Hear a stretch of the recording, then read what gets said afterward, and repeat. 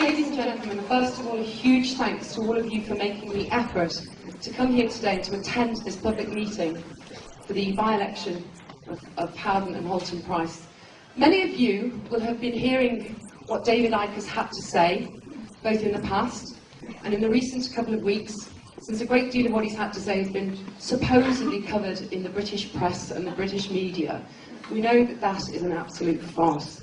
Ladies and gentlemen, today, for the first time, you're going to hear from himself exactly what he is saying. Ladies and gentlemen, please put your hands together and give a warm welcome for Mr. David Icke.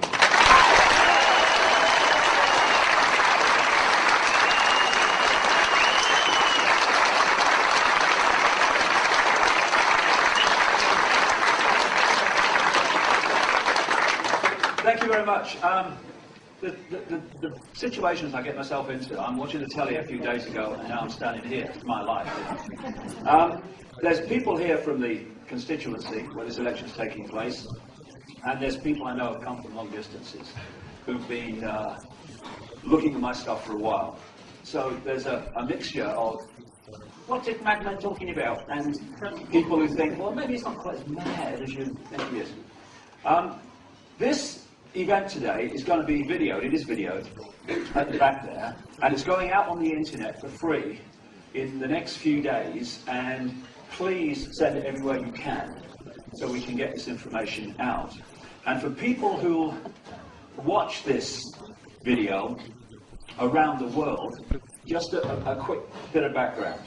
A short while ago, the Member of Parliament for this constituency, called David Davis, who was the Home Affairs spokesman for the opposition Conservative Party, resigned in protest at the Labour government bringing in the Big Brother state. And he's standing for re-election on the issue of Big Brother. That's where I came in. I was going to leave this election alone. I never stood for election before. I never stand for election again. Because it's on the Big Brother issue, I was interested. I was going to leave it alone had the Labour Party, the government party, stood against him. But they chose not to. They said this election was a farce. Now, when you put that through the translation unit, it reads, we'll say it's a farce so we don't have to stand, because if we do stand, we'll get slaughtered because people are sick of this Big Brother state. The third party, the Liberal Democrats, chose not to stand because they said they supported the stand of David Davis. And David Davis was saying he wanted a debate on the gathering Big Brother state in Britain. So I'm sitting there watching the telly, not that much more than a week ago, and I thought, okay, I'll give him a debate, because no one else seemed to be going to do it. So I stood for this election, not wanting to win. Oh my God. The thought of being an MP, I go all of a quiver, like, this whole kind of thing goes down my spine. Not least because I don't want to enter that den of iniquity and corruption and mendacity, but also because increasingly, and this is a big part of the Big Brother state, it's irrelevant. 75–80% of the laws now originate in this country from the European Union, and a massive chunk of the rest, they don't even get debated in Parliament. They go in through things called standing orders or devolved powers. They're just introduced. Where does one come from? Who decided it? Thousands of laws come in every year like that. No debate. Parliament's an irrelevance. Increasingly an irrelevance. But the reason I stood was because over the last nearly 20 years, I've been investigating full-time in now 45 countries an agenda to create, no, not a Big Brother state in Britain, a global Big Brother state in which Britain is part of it. And I wanted to widen the debate in this election from it's just the Labour government, authoritarian and arrogant, bringing in the Big Brother state. If only. I wanted to point out nearly 20 years of research in book after book after book after book of great detail, source detail, predicting, not because I'm a prophet and I'm sitting in a darkened room smoking some weed, bringing it out of the ether, from hard journalistic research, because that's what I used to be, a journalist that was edited. Now I'm a journalist that not. There's a big difference. Pointing out what the agenda was and how they were going to manipulate, what techniques they were going to use to manipulate this agenda into place. The reason enormous numbers of people worldwide are now coming to my work suddenly over the last few years is very, very simple. What is in these books is now in our daily experience. And I wanted to bring this to this debate that David Davis said he wanted, so we could look at the bigger picture of Big Brother and not just the limited view where we are focusing on the oil rag and missing the engineer. We have not had that debate because he won't have it with me. I tried to go to his public meeting with Geldof, Bob Geldof, the other day. I was turned away at the door by this man. I had a ticket booked. It was all arranged. No problem. It's a public meeting. As long as you had a ticket, I had a ticket. And then this man who, kind of, this vision appeared out of the ether, reminding me immediately of a pound of lard with a shirt on, I remember, who was obviously been consuming large amounts of E-numbers, because this man was hyper, and told me suddenly, miraculously, abracadabra, it was now a private event. 30 seconds ago it was a public. What happened there? So I couldn't get in. So that is the background. And I came here, you see, just less than a week ago. I came up here to stay last Monday, not to challenge David Davis, but to share information with the people here and him of the bigger picture. I was not saying I'm here to challenge David. I was saying I just wanted some information. If I get 0 votes, I couldn't give a shite. It's of no interest to me who votes for me. It's of interest for me that people have access to information that they're not normally getting, and then they make of it what they will. Fair enough, I'm off. But at least they've heard it. And I was saying, you know, I commend him for standing and all the rest of it. You know, good of you. Anything gets Big Brother out there, I'm for. After a few days here, you know, in the midst of it, I'm starting to see a different picture. And I'll come to that as we go through. But before that, we've got to have some background information to put that into context. The thing is about this Big Brother state, see, is that it's happening in country after country after country after country. I had a German film crew come see me a few days ago when I was at home. They were going on about the Big Brother state being introduced in Germany. It's happening on an outrageous scale in America, in Canada, in Australia, in Europe. Now, is Gordon Brown, the Labour Prime Minister, responsible for all that? No, of course not. So what and who is? Unless you are a coincidence theorist. I love them. They're sponsored by Naivety Anonymous, by the way. Who believe that this is all happening by accident. Good luck to them. Free country, we hope. Free world, we hope. You're right to your view.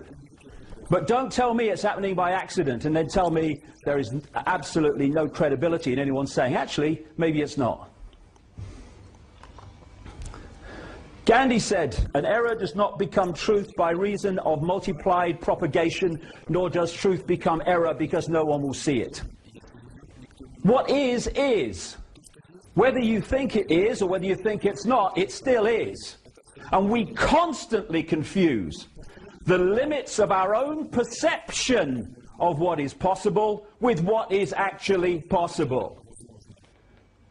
And because we do that, we reject by reflex action things that are put forward not because they can't be supported, but because they're outside of our limit of sense of possibility.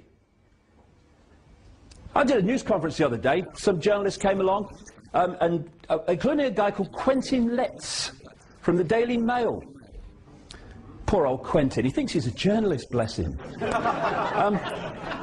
And he heard a cut-down, but still substantial version of what I'm going to do today. And he then says in his newspaper, he does a real cut-down version of the cut-down version and basically, you know, said nothing. But then he said after it, all nonsense, of course. Now, Quentin, I'd like to be a journalist, but I'm stuck with what I am. Letts has no idea whatsoever if what I'm saying is true. Why? Because he's not done 30 seconds of research, like all these other journalists, into what I'm saying. But Quentin Letts, limits of possibility. Out here, anything out here, nonsense by reflex action, no research necessary. And this is how it works all the time. Gandhi again, even if you are in a minority of one, the truth is still the truth. And I am no longer in a minority of one. Nothing like it.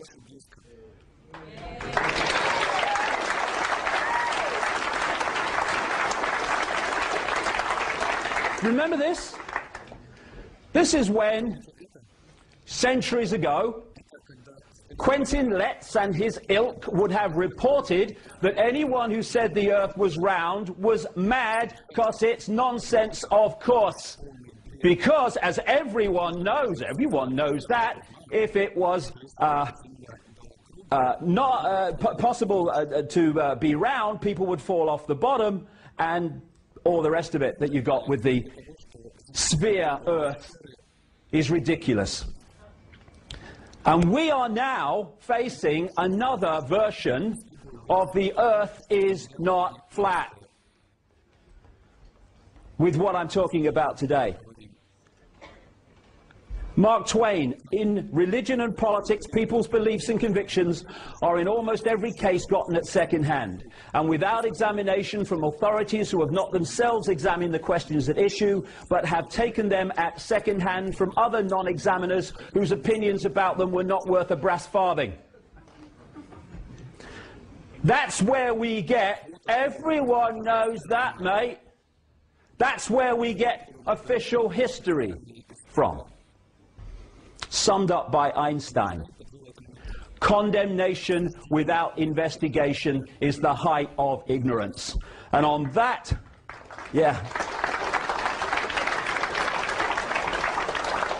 and on that criteria, we live in a world that is at the summit of Everest in terms of the height of ignorance. Everyone knows that, mate. Nonsense, of course. The world looks bewildering. All these different things, what's going on? Why are they doing that? That's stupid. That's bureaucratic incompetence. What's happening? Why do they do that? It's ridiculous. They did it that way. It'd be much better. What's going on? And more people are saying and feeling more and more ill at ease with the world as it's changing around them. When we've got to the point of people being fined by the authorities for putting a card in their own car saying it's for sale. And when they park it in the street, they're being fined for trading in the street. When people are being fined for putting out their wheelie bin on the wrong day, we're talking about the fine detail of our lives that this has got into now. The key thing to start to understand the world we're actually looking at, as opposed to the one we think we are, is to connect the dots. There are many various and vastly different areas of our lives. Vastly different areas of politics and business and banking and all the rest of it. And left to themselves as dots, it's bewildering. I don't understand that. Why are they doing that? Why, all that stuff. But when you start to connect the dots, and that's what I've been doing for the last nearly 20 years, and to connect the dots, you have to do enormous research on the dots themselves before you can start to connect them. It's an enormous work. That's why it's very difficult for people to see what's happening, because the amount of work it needs to actually uncover it.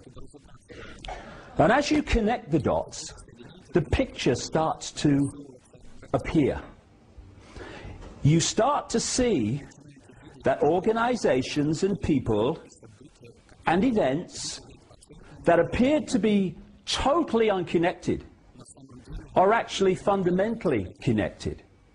And you start to realize and you start to see a clearer and clearer picture of what Big Brother really is and why. You start to see the elephant in the living room. You see, the difference between those who've not looked at this stuff and those that have is the difference between seeing that's why they're doing this and people saying they're doing this, I think, because what they're telling us they're doing it for. Once you connect the dots, you start to see the white bits between the words where the real information is. And this elephant in the living room is that there is a secret agenda going on in the shadows behind the people that appear to be in power. And this agenda, as I've been exposing, like I say, for nearly 2 decades, before anyone was talking about this stuff, that secret agenda is to create a global, centralized, fascist dictatorship, where they want to take the European Union, and are doing it at a rate of knots at this time, take that structure globally, and that's what you have in terms of the structure they want. Now, to hide the agenda and to justify its introduction, we have the movie, as I call it. This is the version of events that we are given through the mainstream media and from politicians and stuff, most of whom, the vast majority of whom, haven't got a clue what they're actually reporting. They just read autocue or take a government statement and regurgitate it and call it news and journalism. And so, if you want to centralize power in Europe, because you want that to be another layer, and I'll come to that in a minute, of this global fascist dictatorship, then that's the secret agenda. Within the movie, you say, no, it's just a tidying up exercise to make Europe more efficient. No, it's not the Constitution, it's a treaty. Even though it's exactly the same virtually as the Constitution, it's a treaty, so we don't need a referendum on it, so that people can say no. This is how it works. Secret agenda, movie provides the excuse for the agenda. This is the uniform, it seems to be all over the world, the dark suit. The dark suit. And these people are promoted, prime ministers, presidents, as being the leaders of the world, the people who are making the decisions. If anyone thinks Bush has been running America, I've got some seafront property in Switzerland you might like to look at. I've got a picture. The dark suits are the here today, gone tomorrow politicians who are the vehicles for introducing the agenda decided in the shadows, and those shadows people do not change, or at least those that control the shadow people do not change. As they say in America, those enormous numbers of people in America are now starting to understand this. They say, whoever you vote for, the government still gets in. And what they mean by that is those that control governments of any persuasion get in. In the shadows, this is where it's done. Look for the think tanks, which is a massive vehicle for this manipulation in the background. These people are cardboard cutouts. They do a job for a while. Some of them know they're doing a job in relation to the shadow people. Lots of them don't. They're just manipulated to bring in certain policies by the networks around them. I mean, have you met a lot of these people? You know, Not a lot of brain cell activity in some of these politicians, right? Piece of cake to use them to bring things through. What has Bush done for the last nearly 8 years? Signed things. Hasn't decided what's being signed, he's just bloody signed it. Now, because of people like me and other people all across the internet and through other means, books and stuff, and never mind that, daily experience now, it's becoming clearer and more obvious that there is an elite that is deciding the direction that this world and our lives is going. And one of those insiders on the peripheral of the inside, David Rothkopf, wrote this book recently. It's called Superclass. He is a scholar at the Carnegie Endowment for International Peace, a think tank in America that was exposed by a congressional investigation in the 50s by something called the Reese Committee. It was exposed, this international peace organization was exposed for manipulating war, particularly the First World War, and they got that from the minutes of the organization. He's also a former director of a notorious organization that's in my books right the way through, called Kissinger Associates, which was set up by Henry Kissinger along with a co-founder called Lord Carrington, you might have heard of, Foreign Secretary at the time of the Falklands War in this country, the Thatcher administration. But what he says, having, you know, fallback position, we can't keep denying it, fallback position, yes, an elite is deciding the direction of the world, but it's kind of a loose thing, and it's just kind of happening. Bullshit. It's coldly calculated if you go high enough, and I'll get into that.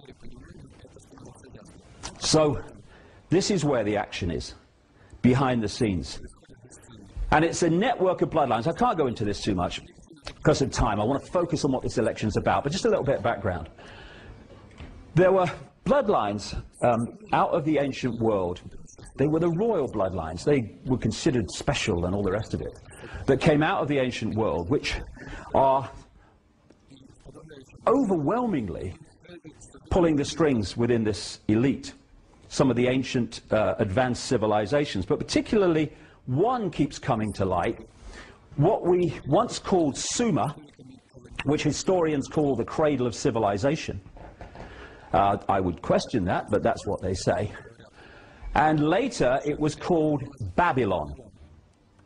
Now this land is of great historical significance to this network of interbreeding bloodlines, and it is called today Iraq. Yes, the Iraq thing was about oil, but not only. Yes, it was about many things, but not only. But it was also about the historical significance of this land known as Mesopotamia, the land between two rivers, in terms of the people who were orchestrating the invasion of Iraq. And these bloodlines moved out, became the force behind the Roman Empire, moved up into northern Europe, became the aristocracy and royal bloodlines of Europe. And when people started then, the people in general, started resisting this overt, in-your-face royal dictatorship, where they could see where the control was, these bloodlines started moving. Still some stayed in the official royal state, but most of them moved out of that into what I call the dark suit professions. This is why when you look at the genealogy of American presidents since Washington, which has been done by people like the Boston Historical Genealogical Society and stuff, the number of presidents that lock in to the royal and aristocratic establishment of Europe is staggering. In the land where anyone could become president. What's that? More bullshit. Thank you very much. The real expansion of this network came with what we called colonial rule, where the British Empire, what did they say? They said the sun never set on the British Empire, so big was it. But not just the British Empire, that was the prime one, mind. Also the French and others. And these bloodlines were exported all over the world. as these European powers colonized the world. And then we had this sleight of hand called independence for these former colonies. Now, there's two basic types of dictatorship. There's a dictatorship you can see, touch and taste. Communism, fascism, apartheid. The people under those dictatorships know where they stand. They can see the controllers, they know they're controlled.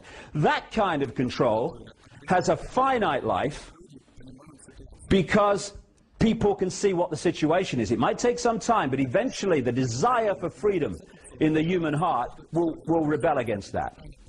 The greatest form of dictatorship is a dictatorship you can't see, touch and taste, that goes under cover stories like democracy and freedom. And people will sit in one of those dictatorships forever until someone or something points out what the game is. It's in simple terms, symbolic terms, not even symbolic, it's how it is. It's sitting in a prison when you can't see the bars, where you think that you're free because you can put a cross on an irrelevant piece of paper every 4 or 5 years to elect in different masks on the same face to continue the same agenda the last lot did. We're free, honey. That is the greatest form of dictatorship, because people do not rebel against not being free when they think they are.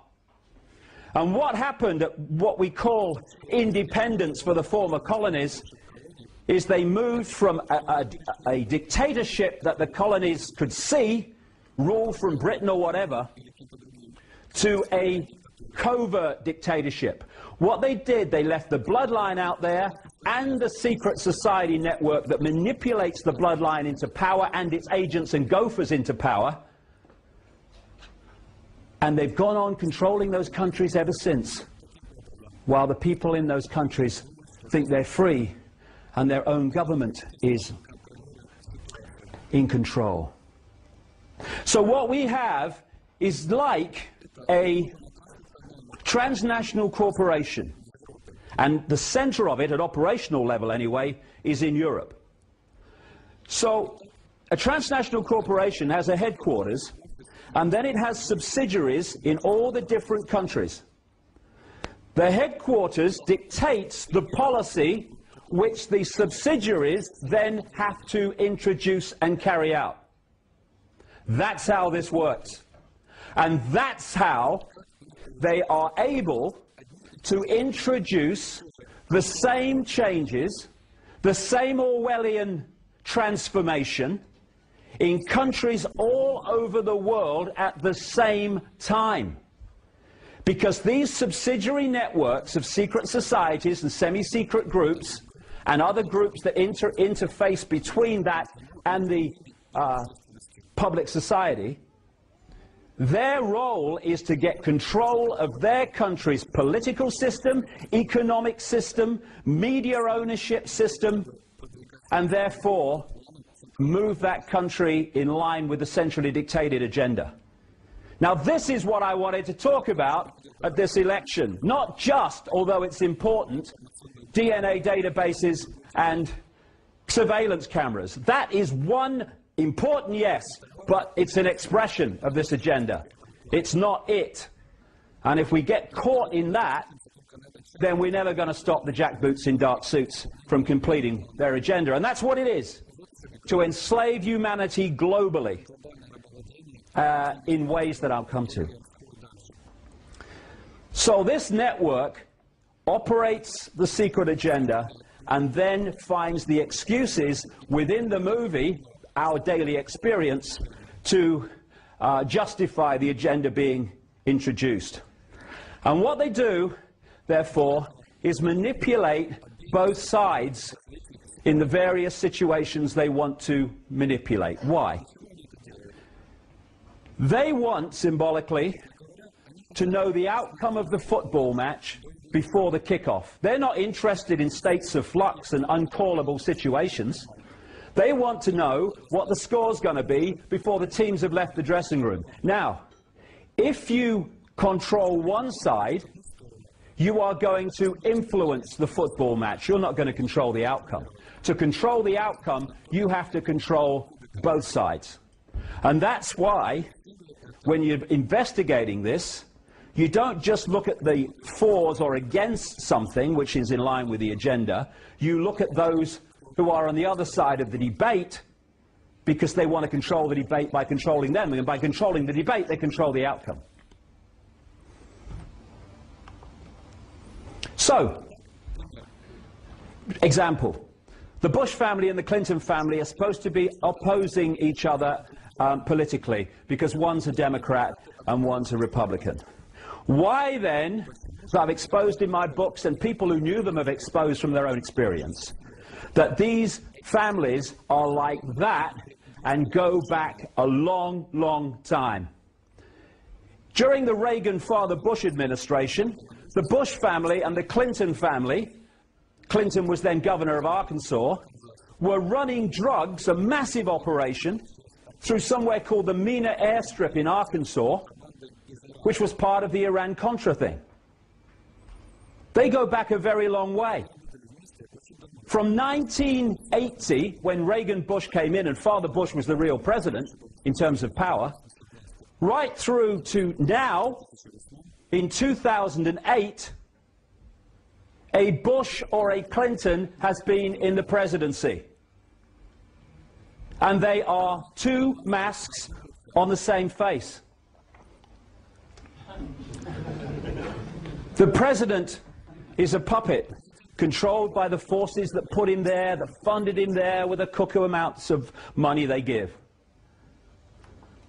Cheney is more powerful in the White House than boy George Bush. Why? Because Cheney's higher in the hidden hierarchy. And this is the point. The higher you are in the hidden hierarchy doesn't translate necessarily to the hierarchy we see in the public arena with presidents and vice presidents. But the power hierarchy in the public arena does mirror the power hierarchy in the hidden agenda. This man has been president. This man's been running America. Our enemies are innovative and resourceful, and so are we. They never stop thinking about new ways to harm our country and our people, and neither do we.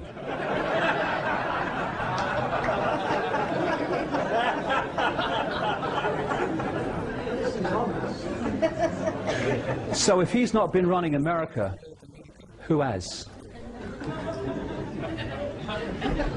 And then, this is another way where the debate kind of diverts people.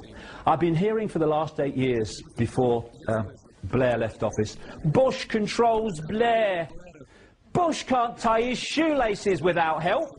Bush controls Blair. No, no. The reason Blair has not been able to cough without asking through his period in office before Brown took over is because the same shadow people have been controlling Bush as have been controlling Blair, and that's why you can't get a cigarette paper between their policies and their actions. Nothing to do with Bush control. Bush controlling Blair, he can't control himself. And now, Hillary Clinton, John McCain, Barack Obama stands for change you can believe in. These people are controlled by the same force. Interesting, you know, when Clinton came in, Bill Clinton in, what, 92, he kept talking all the way through his election campaign. Change, I stand for change. He's going on, Obama. Change, I stand for change. Why? Why do they play that game? Interesting.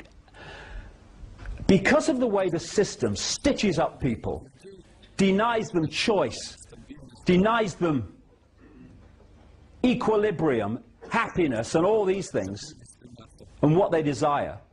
At any point in time, the vast majority of people are not happy with their status quo. So anyone who comes along and says, I stand for change, oh yeah, anything's better than this, yes mate, change.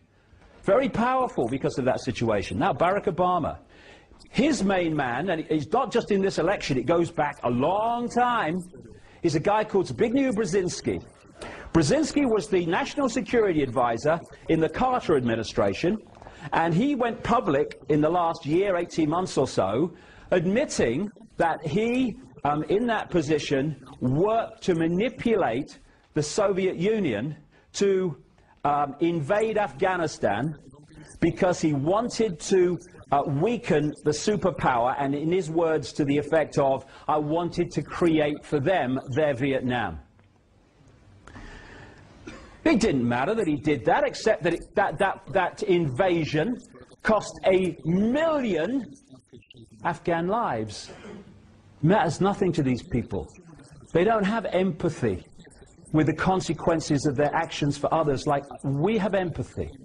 Empathy is a fail-safe mechanism for human behavior. Take it away and there are no limits.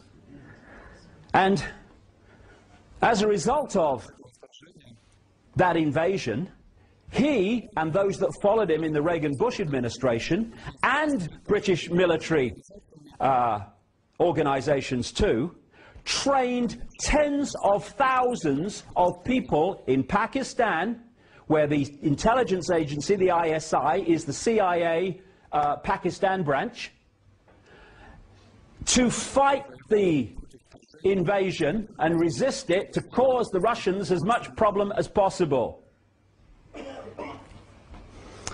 They are the people they're now saying we have to take our freedoms away to stop them harming us. The people they trained, not just in Pakistan, but also in America.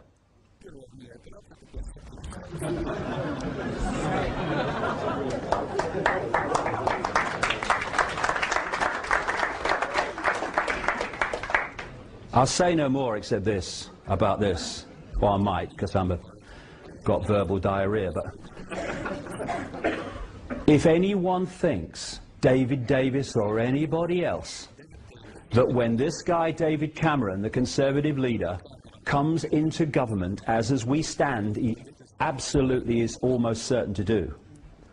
If David Davis or anyone thinks that Big Brother is going to be turned back by this guy and his cohorts, then again, you know, just down the road from the one in the seafront property in Switzerland, I have another little one you might like to look at. Because the agenda does not take no for an answer. You always know when it's the agenda, because when it's rejected by the people, they keep coming back with it. And this whole global Big Brother agenda is not going to go any further in Britain, or is going to be turned back by David Cameron. Crikey, you're having a laugh. Of course not. They'll find the excuses for it, and it'll be business as bloody usual. This is very true, I find. Politics may not be the oldest profession, but the results are the same.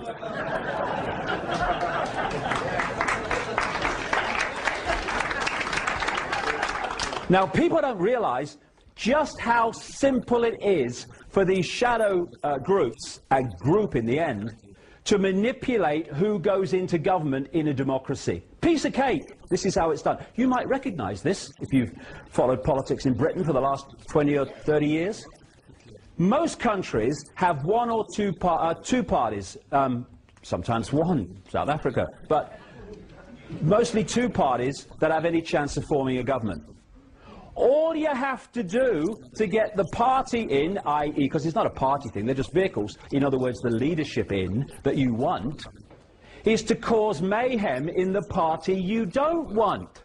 And then people say, well, I don't really want to vote for these people, but look, what's the alternative? Got to vote for them. Oh, they're in. During the Thatcher era, there was lots of people who didn't want to vote for Margaret Thatcher.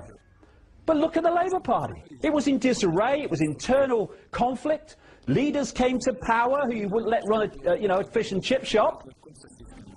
And people were saying, oh, I don't want Margaret Thatcher, but look at the alternative. So the Conservatives were in right the way through the 80s when she introduced Thatcherism, which was a mirror of the economics called Reaganomics that was being introduced at the same time in America. Just a coincidence, nothing to worry about. Then the chosen one appeared through the ether.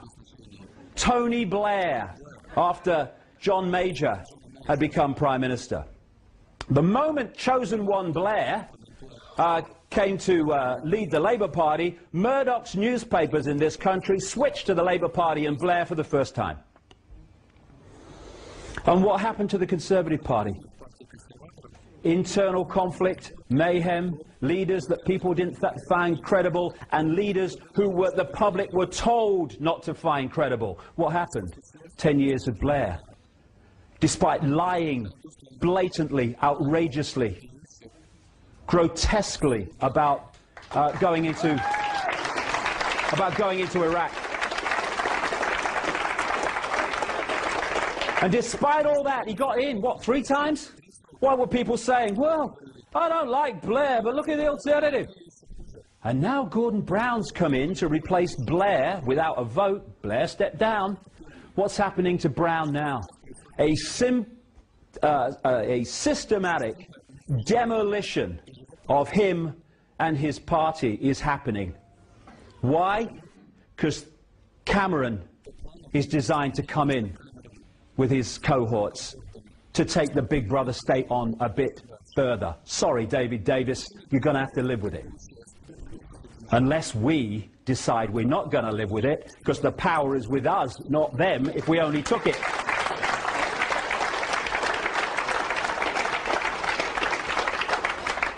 So the world seems very confusing. Let's see how they do it here. The world seems very confusing, a ball of confusion and what's going on.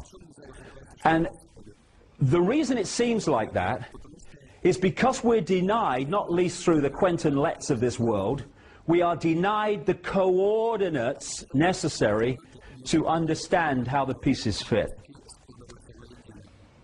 The coordinates are about where they want to take the world and the methods they use to take us there. Once we've got these coordinates, the world looks very different. This election looks very different. Coordinate 1. The goal is a centrally controlled global fascist dictatorship. This image can be found in this book, the first edition of which I wrote in 1994. Look at the world as it's emerged since in relation to that. Why do they want this structure? Any dictatorship must centralize power and must bring the decision-making process into the hands of fewer and fewer people. Because the more diversity of decision-making you have, the less control a center is going to have over those decisions. Diversity is the worst nightmare of the dictator. Uniformity is the means through which they do it. I mean, just look at the world from a built environment perspective. No matter where you go in the world, it all looks the same. This uniformity is emerging, even on that level. So what they want is a world government which would dictate all major policies to every country. They want a world central bank that would control the whole of global finance for every country. They want a world currency which would not in the end be physical cash, but electronic money only, and there are fundamental implications for freedom in that. We are hurtling towards the cashless society. Oh, it's a good thing, yes. If it was done benignly, it might be, but it ain't. It's the outcome and the reason for the outcome we need to focus on, not the actual thing itself necessarily so much. Today, if you go into a shop or whatever, and you hand over electronic money, a credit card, and they say, sorry, the computer won't accept your card, at least you can still say, oh, well, I'll pay cash then. What happens when there is no cash and that computer says, no way, Jose? You have no means of purchase. What does that mean? Total control. That's why it's there. They want a world army. And what I'm saying is all in these books from 15, nearly 20 years ago. A world army that would impose the will of the world government. I had a journalist said to me once, what would they want a world army for? There'd be no one to fight. I said, you're a journalist, aren't you?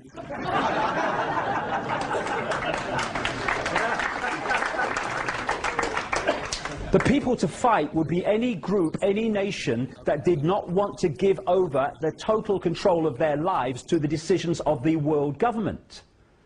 And I say in these early books, watch for the development of a European army.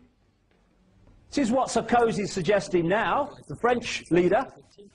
And watch for excuses being made for NATO troops to operate outside their official designated area of the North Atlantic. They're now in Afghanistan. And the idea is to fuse all that stuff with the UN peacekeeping force to create, by stealth, the world army. And they want a microchipped population connected to a global computer, and in the end, every child microchipped at birth as a matter of course. When I first said this 15, 20 years ago, people thought it was hilarious. Anyone who looks at what's happening in the world now has got the grin, as my mother used to say, on the other side of their face, because microchips are now being introduced and are being all the time encouraged for us to take them as a way of operating. They bring it in, first of all, through, microchip Fido, you'll never lose your dog again. And then microchip your child, you never lose your child again. Microchip yourself, you'll never lose yourself again. There you go. Under this, they want 4 superstates. The first one is the European Union, which is the most advanced, came out of the EEC, the Common Market, a free trade area, nothing to worry about. The American Union, which they are manipulating out of a free trade area called NAFTA, North American Free Trade Association. And the first step of that, and it's so close to becoming public, is something called the North American Union, Canada, Mexico and the United States, and they even have a name for the currency to replace the dollar. It's called the Amero. They want a Asia-Pacific Union, which they're now talking about, being evolved out of another free trade area. If it works, why change it? Called APEC, Asia-Pacific Economic Cooperation. And we already now have an ever more active African Union, which came out of the Organization of African Unity. That's what they want. And where are we? Down here. Try getting power over your life sitting under that edifice of bureaucratic control. ID cards, stepping stone. This is what they want. Microchipped people. I was, by the way, I said on the internet I was going to talk for an hour and a half. I ain't. I hope that's all right with you.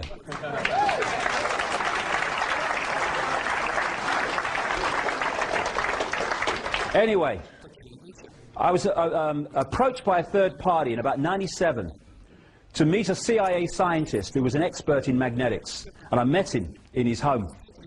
And he said he wanted to meet me because he wanted to get out what was going on, and he had no way of doing that for reasons that will become clear. He said that he joined the CIA to serve his country. Because of the way these organizations are compartmentalized, as I'll come to, most people in these organizations are not trying to follow this agenda at all. They're victims of it.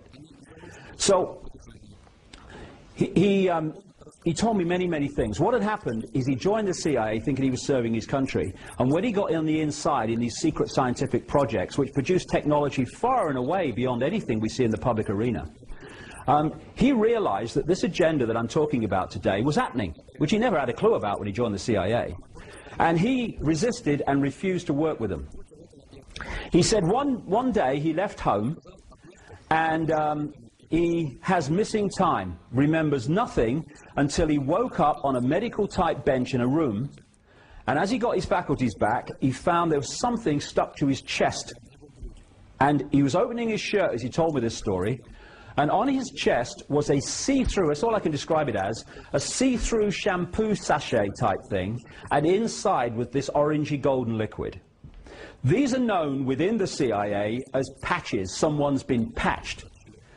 And what had happened in that missing time period is that his body had been manipulated to need the drug in the patch to survive, and if he doesn't get it, he starts to die of agonizing death.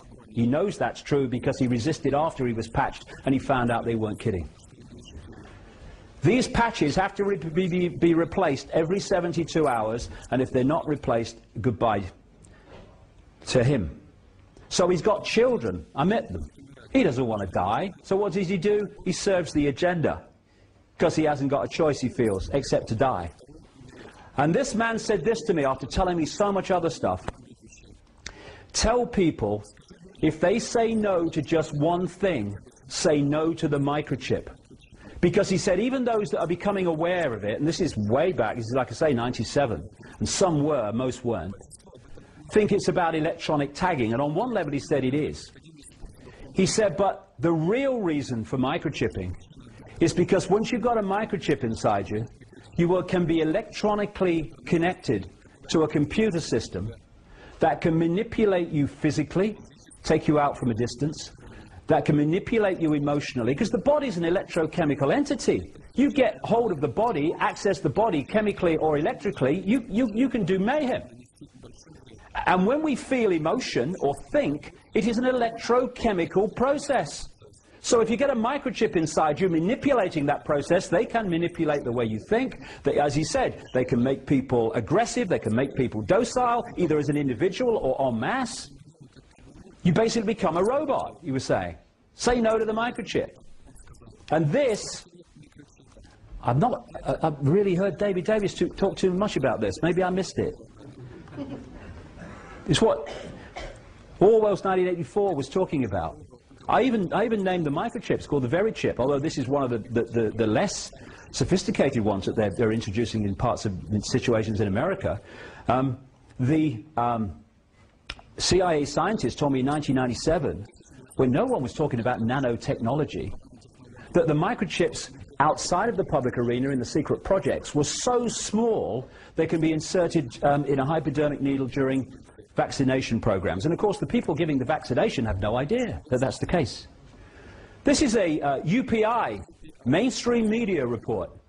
The Department of Health and Human Services said Thursday that it was about to begin testing a new technology designed to help more closely monitor and assist the nation's homeless population. Under the pilot program, which grew out of a series of policy academies held in the last 2 years, homeless people in participating cities will be implanted with mandatory radio frequency identification tags that social workers and police can use to track their movements. This is now, not sometime over the rainbow. Data from these tracking stations mounted on telephone poles will be transmitted to police and social service workers who will use custom Windows NT software to track movements of the homeless in real time. In what has become a chronic social problem, people living in shelters and on the streets do not seek adequate medical care. And frequently contribute to the rising crime in major cities. You're homeless, you're a criminal, says so here. Supporters of subdermal tracking say the technology will discourage implanted homeless men and women from committing crimes while making it easier for the government to help them, all that stuff. That's now. And these are some headlines, recent headlines, I took from the internet about microchipping in mainstream media. Would a microchip keep your child safe? In those books I say what they're going to do is they're going to sell it on one level by saying it'll keep your child safe. It's now in the headlines all these years later. Metropolitan police officers to be microchipped by top brass in Big Brother style tracking scheme. Wouldn't you feel really comfortable and nice and safe if you knew that your local policeman was microchipped by microchips that can affect them emotionally and physically and mentally? I mean, wouldn't that make you feel good? Microchip tagging for convicts. Oh, we got so many problems with the prisons, they're all full. What can we do? Oh, I know, we can microchip them. Mexican officials and police microchips is one after the other now. And, you know, I found that on the internet. I think that sums it up, really. That's where we are.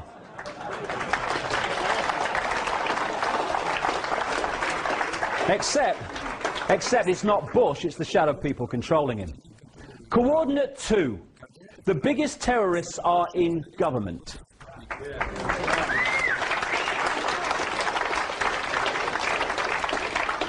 Of whatever persuasion, by the way, I ain't being party political here. Sod the lot of them. I'm very, you know, I believe in equal opportunity and equal rights and stuff. Sod the lot of them equally. The terrorists, even those that we're told were terrorist events from external terrorists, when the evidence often points to the fact that it was not that at all, except that they were the front for it, they can kill horrendously a few thousand people at maximum, or they can, like 9/11 and that stuff, or they can kill fewer in other events. Horrific, horrible, etc. Yes, but these people, or the people that controlled them, pepper-bombed Baghdad full of kids and civilians, and have so far killed and maimed hundreds of thousands of civilians to save them from a dictator. And you know, David Davis, it seems from what I read, is in favor of capital punishment. I cannot think myself of a more blatant big brother power than for some guy in a silly wig to have the power over life and death on behalf of the state. And I just wonder, because David Davis voted for the invasion of Iraq, I just wonder if those children and civilians, as they were pepper-bombed in Baghdad, might just have thought that Big Brother might have arrived. But no, it's just about surveillance cameras and DNA databases. Oxford Concise Dictionary, definition of terrorist: one who favours or uses terror-inspiring methods of governing or coercing government or community, hence terrorism. I rest my case. Coordinate 3. How the few can control the many by using the many to control themselves. Pyramid power. If you think of Russian dolls, one doll inside a bigger doll inside a bigger doll.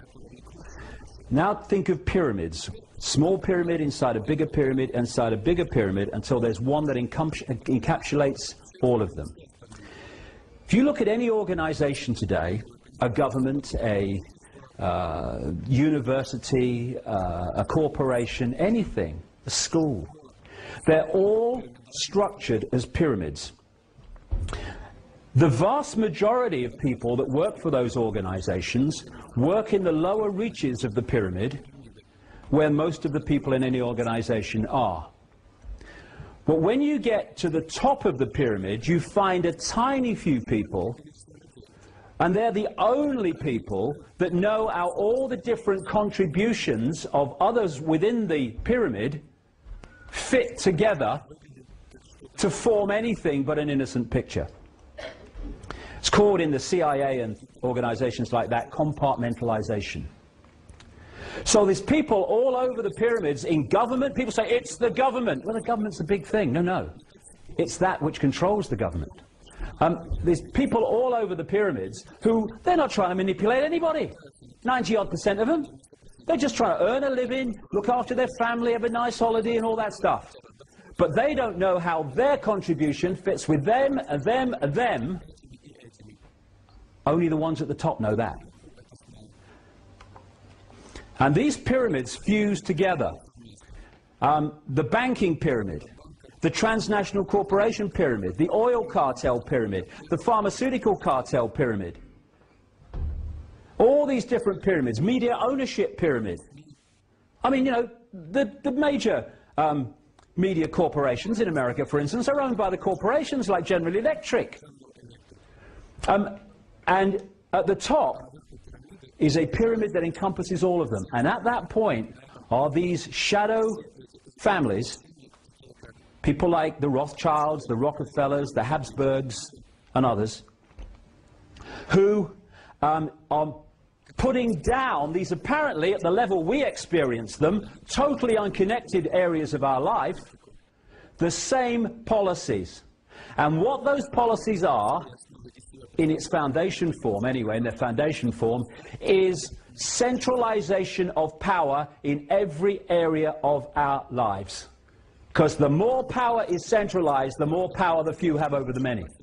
So you go into a bank, you hand over a check to the person behind the counter. They don't know what's happening in the bank manager's office and what's being decided. He don't know what's happening at the next level. They don't want to accept the next level.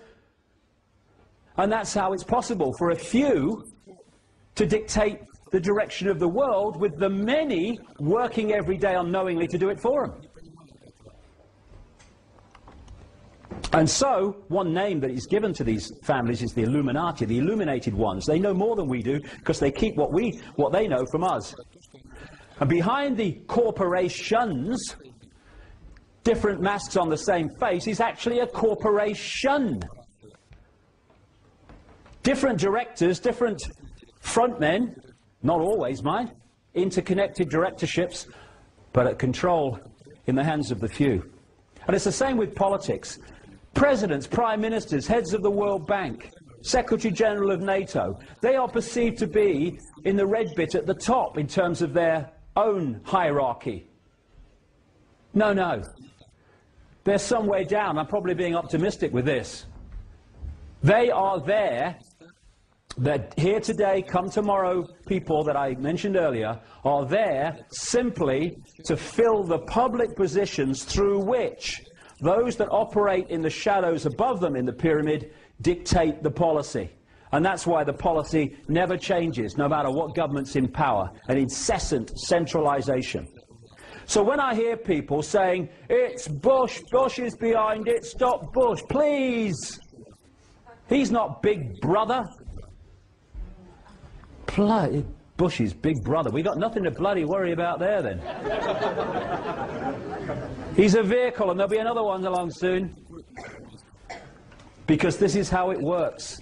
Controlling the movie by controlling all sides in the movie through the compartmentalized pyramid system. The secret society system, I could talk about this for ages, but we talk about secret societies that we can access in terms of their existence. The Freemasons, the Knights of Malta, Opus Dei, the Knights Templar, and all these people. And they feed chosen people out of the top of their pyramids into the pyramid where the real action is. And often that pyramid they don't give it a name. I call it the Illuminati, and other people call it the Illuminati, but often they don't give it a name. Why? You try investigating an organization that doesn't have a name. Very difficult. And this is how it works. This is Albert Pike. He was a Freemasonic god in America, and his statue is outside the Washington, D.C. police station to this day. This is what he said in one of his writings. Fictions are necessary to the people, and the truth becomes deadly to those who are not strong enough to contemplate it in all its brilliance. In fact, what can there be in common between the vile multitude and sublime wisdom? The truth must be kept secret, and the masses need a teaching proportioned to their imperfect reason. That's how the network behind the people who appear to be in power see the cattle population, you and me. You can also symbolize this network as a spider's web. You've got the spider at the center, and that's where the agenda is being dictated from. These different strands can symbolize different organizations and secret organizations, secret societies, which answer to the spider. The closer to the spider the organization is, the more secret it is, the more exclusive it is, and in the end, not even in the public knowledge it is. As you come out from the spider, you eventually start to have organizations that directly interact with the public. Organizations that people who follow politics will recognize. And then there's a few just back from there, which are kind of secret, but thanks to researchers, they've been acknowledged to exist, like one called the Bilderberg Group, which I'll get to.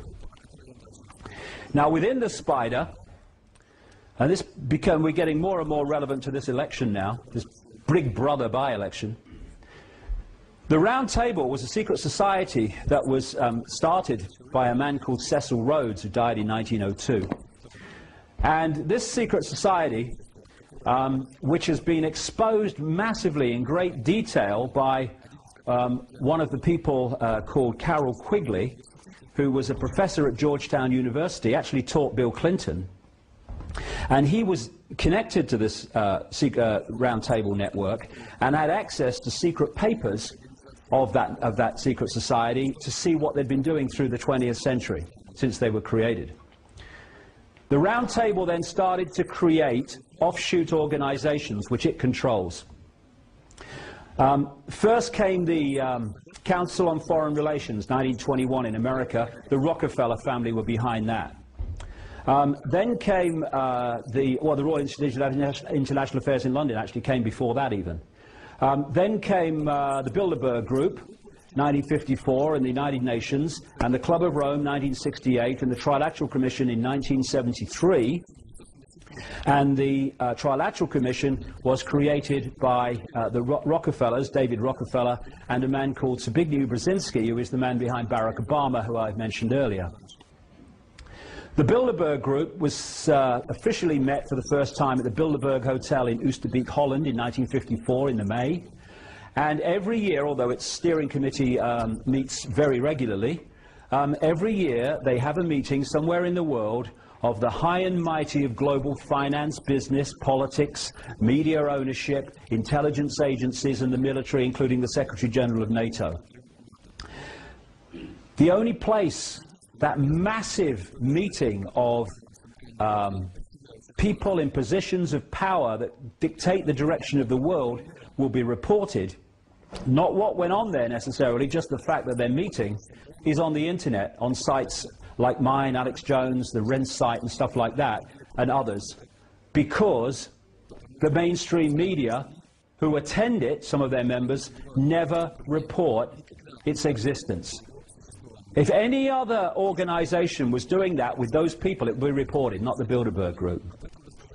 Now, Carroll Quigley wrote two books. One was called The Anglo-American Establishment, and another one, a big work, was called Tragedy and Hope, in which he exposed this from the inside, because he agreed with what they were doing, and as he pointed out in his books, their goal was the centralization of global power with a world government. He agreed with it, he just thought the public ought to know it was going on. This is what he wrote in one of his books, The Anglo-American Establishment. The picture is terrifying because such power, whatever the goals at which it may be directed, is too much to be entrusted safely in any group. No country that values safety should allow what the Milner Group, this is Alfred Milner, Lord Milner, who took over from Rhodes as its head, and sometimes it's called the Milner Group. The Milner Group accomplished, that is, that a small number of men would be able to wield such power in administration and politics, should be given almost complete control over the publication of documents relating to their actions, should be able to exercise such influence over the avenues of information that create public opinion, and should be able to monopolize so completely the writing and teaching of the history of their own period. And he goes on to explain how they were behind the major events of the 20th century, including the two world wars. So that is one of the key networks within this structure. And there's the Trilateral Commission, the co-creator, now behind Barack Obama. All that stuff will become relevant to this election as we go along. Well, I think one of the, if I've made any contribution to this, then one of the things that I'm most proud of is to have come up with the phrase problem, reaction, solution to describe the most used and the most powerful method of mass, mind and emotional manipulation that has been used on us to advance this agenda. It used to be called the Hegelian dialectic. And I thought problem, reaction, solution would sum it up more succinctly.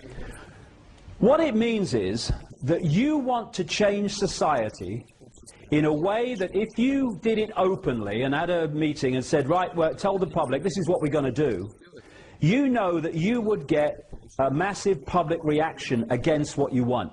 So you don't do it openly. You play this technique. Stage one, you create a problem. It could be a terrorist attack, it could be a war, it could be a government collapse, it could be a run on a currency, it could be a credit crunch, rising food prices, rising mortgages. Anything that will give you the opportunity to install the solution to that problem that will advance your agenda. Once you've covertly created the problem, you then tell the people through a pathetic mainstream media the version of that problem that you want the public to believe, i.e. Bin Laden orchestrated 9/11, Lee Harvey Oswald killed Kennedy, whatever. If we had a journalistic profession, even just in any way justifying the name, problem, reaction, solution fall down, because the explanation would be investigated, it would be fined to be wanting, it would be reported to the people, this would collapse. Because we don't have a journalistic profession worthy of the name, the problem's created, the cover story of the problem is then reported to the people as official history, uninvestigated, and what they're looking for at stage two is a reaction from the public that says, in effect, something must be done, what are they going to do about it? Fear, outrage, do something. And then those who've covertly created the problem, got the public reaction, do something, then openly, through changes in legislation, offer the solutions to the problems they have themselves covertly created. And what are those solutions? They are changes in society to advance the Orwellian Big Brother state and the centrally controlled global agenda. At the 33rd level of Freemasonry, of the Scottish Rite, that's the highest official level, they have a motto, Ordo ab chaos, order out of chaos. Problem, reaction, solution. You try manipulating harmony, very difficult. You try manipulating chaos, piece of cake. They want chaos. You see, through problem, reaction, solution, we need to switch our minds a bit here. Because of problem, reaction, solution, they don't want crime figures to come down. Because if they do, they can't offer the solutions to the crime figures, which is more control. They want people knifed in the streets.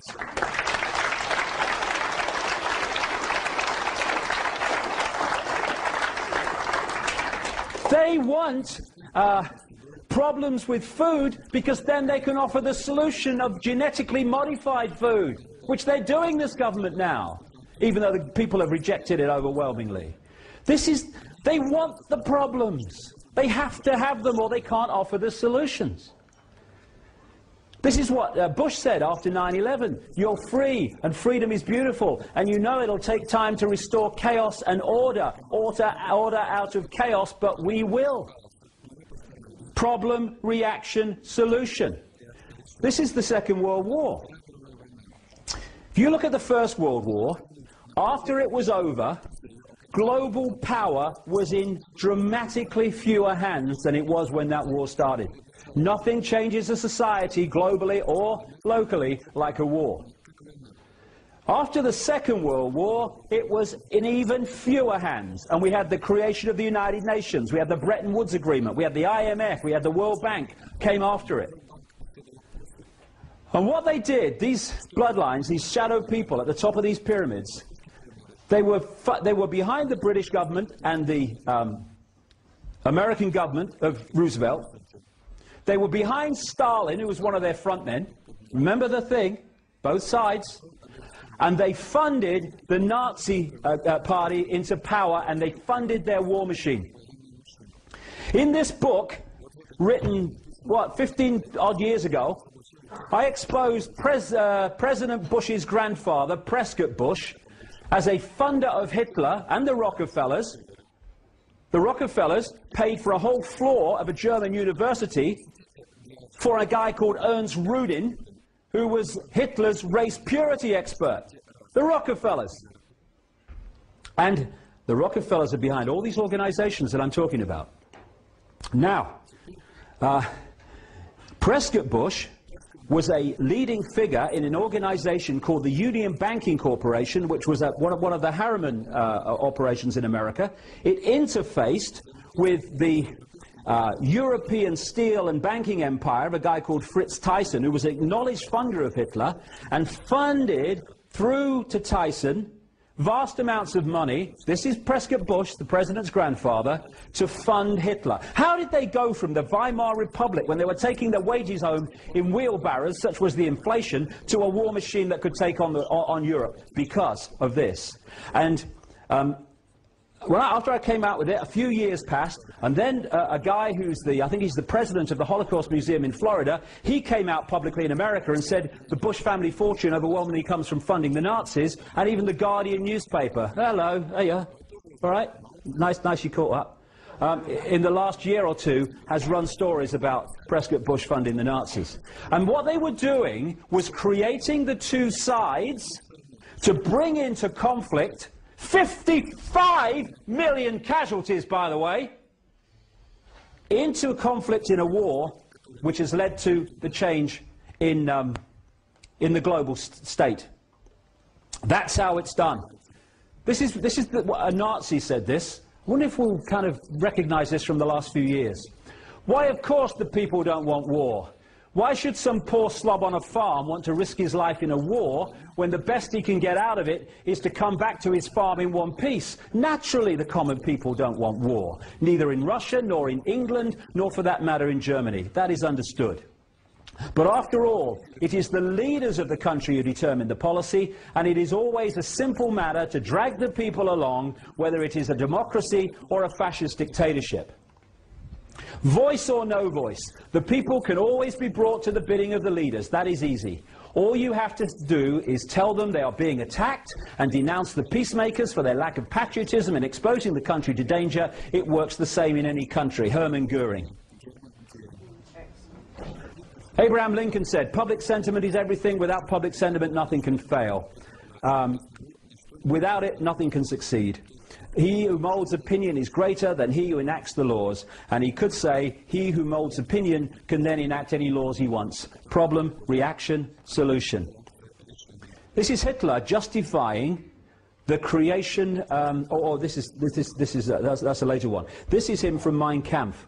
All propaganda must be so popular on such an intellectual level that even the most stupid of those towards whom it is directed will understand it. People can be made to perceive paradise as hell and the other way round, to consider the most wretched sort of life a paradise. On the basic intellectual level, it's the terrorists, and we've got to protect you from the terrorists, so we've got to take your freedoms away so we can protect your freedom. Oh, that sounds good, I'll vote for him. Oh, this is another version now. No problem reaction solution. You don't need a real problem. You just need the public perception that there's a problem. Weapons of mass destruction in Iraq. No problem. Public perception there was justifies an invasion on a lie.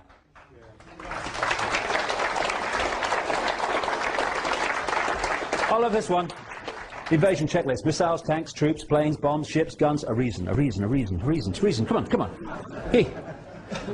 I'd say let's have a brainstorm, but apparently that's politically incorrect. You have to have a thought shower now. Let's have a thought shower. True. Bloody true. And because the same people are creating the problem to offer the solution, the same people come up with the problem as well as with the solution. It's kind of strange. This is a picture from 1983 of Donald Rumsfeld meeting Saddam Hussein on behalf of the Reagan-Father Bush administration. And what was he doing? Hello, Sad, nice to meet you, mate. What he was doing was arranging the shipment of chemical and biological weapons from American corporations to Baghdad to be used against the Iranians in the Iraq-Iranian war. Don't take my word for it. In 2002, State Department documents in America came to light, and this is a mainstream newspaper report of what they said. Donald Rumsfeld, the US Defense Secretary, and one of the most strident critics of Saddam Hussein, met the Iraqi president in 1983 to ease the way for US companies to sell biological and chemical weapons, including anthrax and bubonic plague cultures, according to newly classified US government documents. When he becomes defense secretary, he's using this. He used chemical weapons against the Kurds. Yes, which you gave him. Problem, reaction, solution. That's how it works. He was on the board of a European engineering giant called ABB in 2000. And at the time he was on the board, ABB sold nuclear technology to North Korea. When he became defense secretary, he condemned North Korea for having nuclear technology. And these stories, I can't go on about it all day, these stories I could list forever. Problem, reaction, solution. Like I say, we rejected GM food, now we've got a rising food prices and a food crisis, as they say, and now this government is saying GM food could be a solution. And because, like I say, when it's the agenda, they never take no for an answer, and they'll keep bringing it back and keep bringing it back, just like they are with the treaty, which is the constitution in Europe. Then, alongside problem, reaction, solution comes the totalitarian tiptoe, as I call it. This works like this. You know you're going there from the start. But you know if you go there in big leaps, the change is going to be so vast that people are going to kind of look up from the television game show and go, hold on, honey, what's going on? Sorry, honey, I thought you were asleep. I was.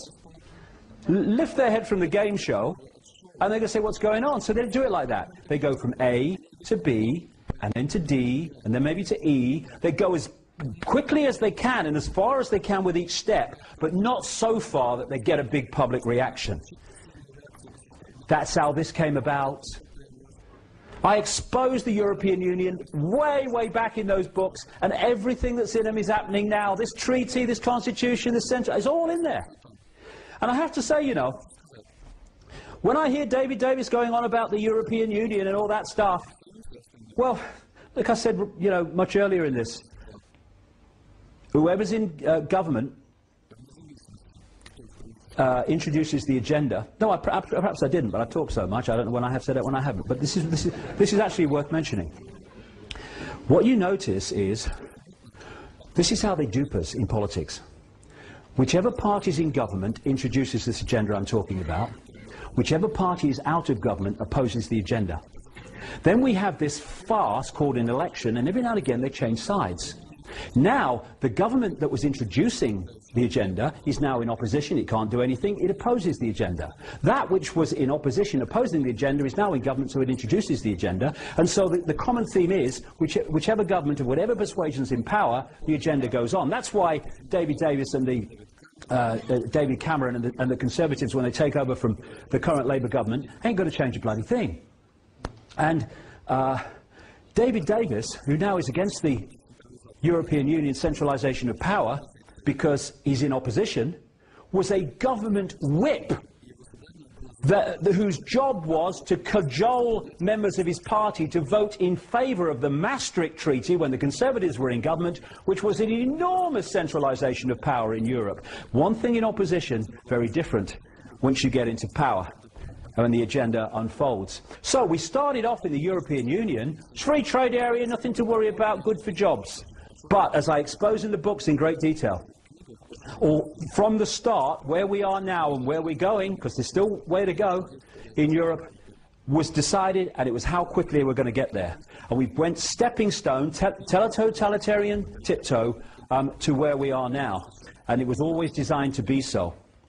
I talked about the Habsburg bloodline being one of these this elite network. Otto von Habsburg was the man behind and the family behind the Pan-Europa movement, which was the instigator of the European movement that became what is now the European Union. He's still honorary head of the Europa movement. That's their symbol.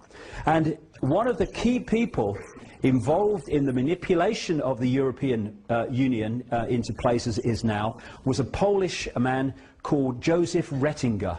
Joseph Rechtinger was one of the major creators of the Bilderberg Group. All these things interact. The Bilderberg Group has been massively behind the centralization of power in Europe.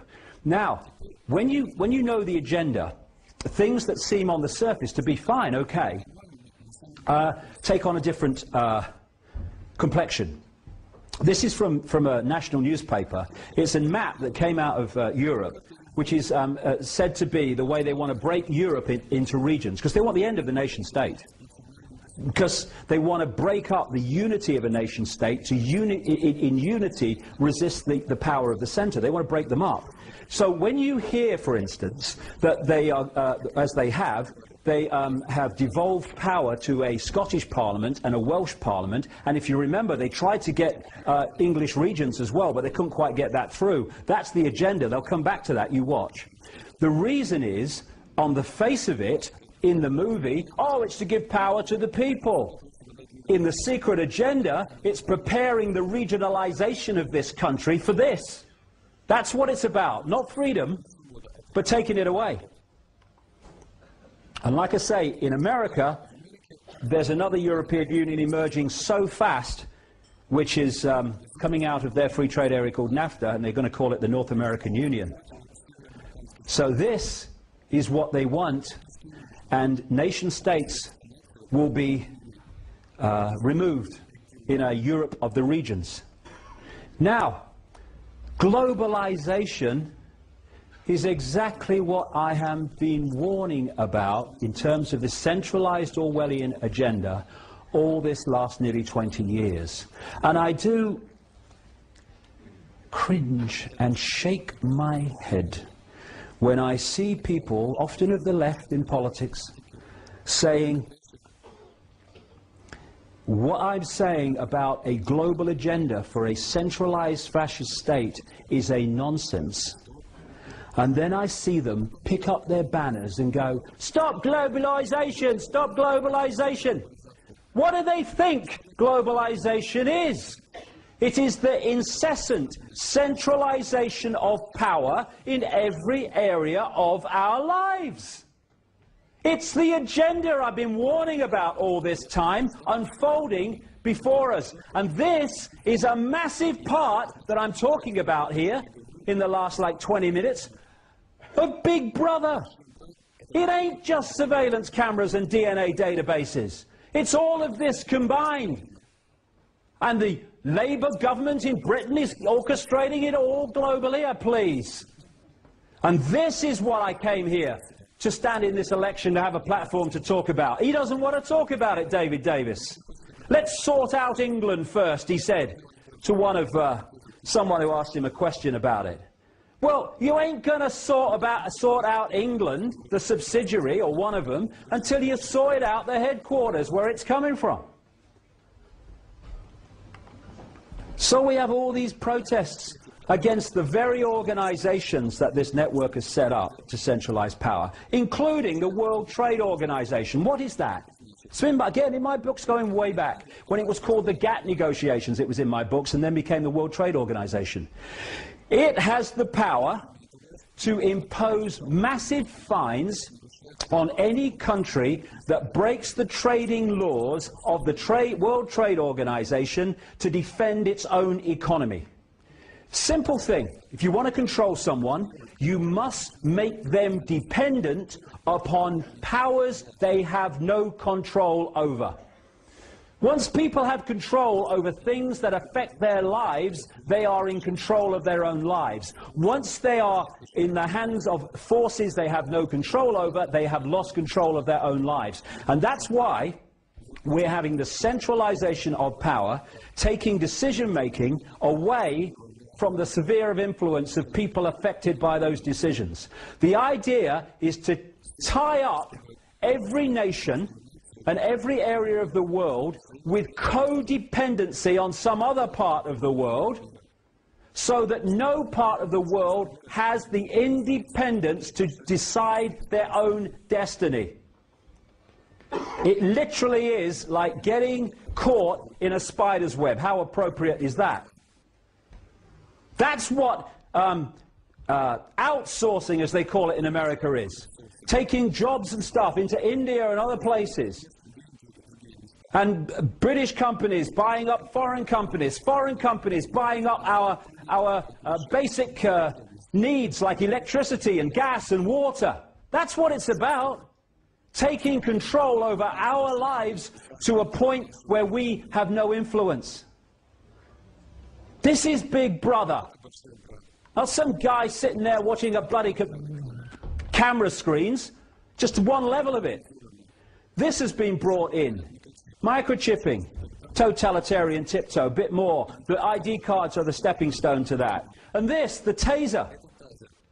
When this came out, the taser, 55,000 volts these unleashed from policemen on their targets. They said they're only going to be used, this is not long ago either, by the way, they're only going to be used by people trained in firearms. I said on my website, that day, these are going to be given to every police officer. They're now going to be given to every police officer. Why? Because I remember a headline from a guy who saw one of these working, a journalist, and the headline was, "Anything you say, officer, just don't use that thing on me." That's what they're about. You've got some brain donor in a uniform who hasn't got two brain cells to rub together. They're not all like that. There are many honourable exceptions, but some are. And you give them 55,000 volts they can legally unleash against you. Big Brother, bloody hell. I saw this. Fascism. You really think it's going to be this obvious? It's being brought in covertly, but it's reached the point where increasingly it is becoming that obvious. The secret agenda and the movie justifying the agenda is what this Big Brother debate in this by-election ought to be about, but it's not. Now, this may not seem, this next little section here, that it relates to this by-election, but it bloody well does. No need for prophecy. It's written down. In the year 2000, in America, an organization set up in the 90s by the people who controlled the Bush administration this last 8 years, was set up. It was called the Project for the New American Century. And it was created by people who have since become known as neocons or neoconservatives. September 2000 they published this, and it was called Rebuilding America's Defenses, Strategies, Forces and Resources for a New Century. This is what it said. I'll come to that. These are three main people who were in the creation of the Project for the New American Century. Dick Cheney, Vice President, more power than the President. Donald Rumsfeld, Defense Secretary at the time of 9/11 and the invasion of Iraq. Paul Wolfowitz, Defense Deputy Secretary at the same time. These are some of the other neocons. Michael Ledeen connects into the fascist network in Italy, an associate of a guy called Licio Gelli, who ran the P2 Freemasonry Lodge that was behind the Vatican Bank scandal that led to a guy called Roberto Calvi being hung under London Bridge over the Thames. Richard Pearl, one of the major architects acknowledged in the mainstream media of the invasion of Iraq and the war on terror. John Bolton, ditto. Douglas Feith, ditto. Jeb Bush, brother of the president. William Crystal, editor of the Murdoch Weekly Standard, a neocon paper in Washington, and one of the major advocates in the media of the invasion of Iraq and the war on terror. This is what it said, that document, September 2000. It called for American armed forces, it called American armed forces the cavalry on the new American frontier. It said that key allies like the United Kingdom are the most effective and efficient means of exercising American global leadership. That's not happened, has it? The United States has for decades sought to play a more permanent role in Gulf regional security, brackets control. While the unresolved conflict with Iraq provides the immediate justification, the need for a substantial American force presence in the Gulf transcends the issue of the regime of Saddam Hussein. It was an excuse to get in there. They ain't coming out. No intention, as I said from the start. It called for a blueprint for maintaining global US preeminence, in other words, the shadow network's preeminence through America, and shaping the international security order in line with America's principles and interests. See before. This American grand strategy must be advanced as far into the future as possible, and the US must fight and decisively win multiple simultaneous major theater wars as a core mission. September 2000. Look what's happened since.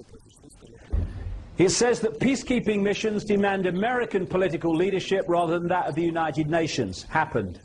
It highlights North Korea, Syria, Iran and Libya as dangerous regimes target for takeover or control, and says their existence justifies the creation of a worldwide command and control system, World Army.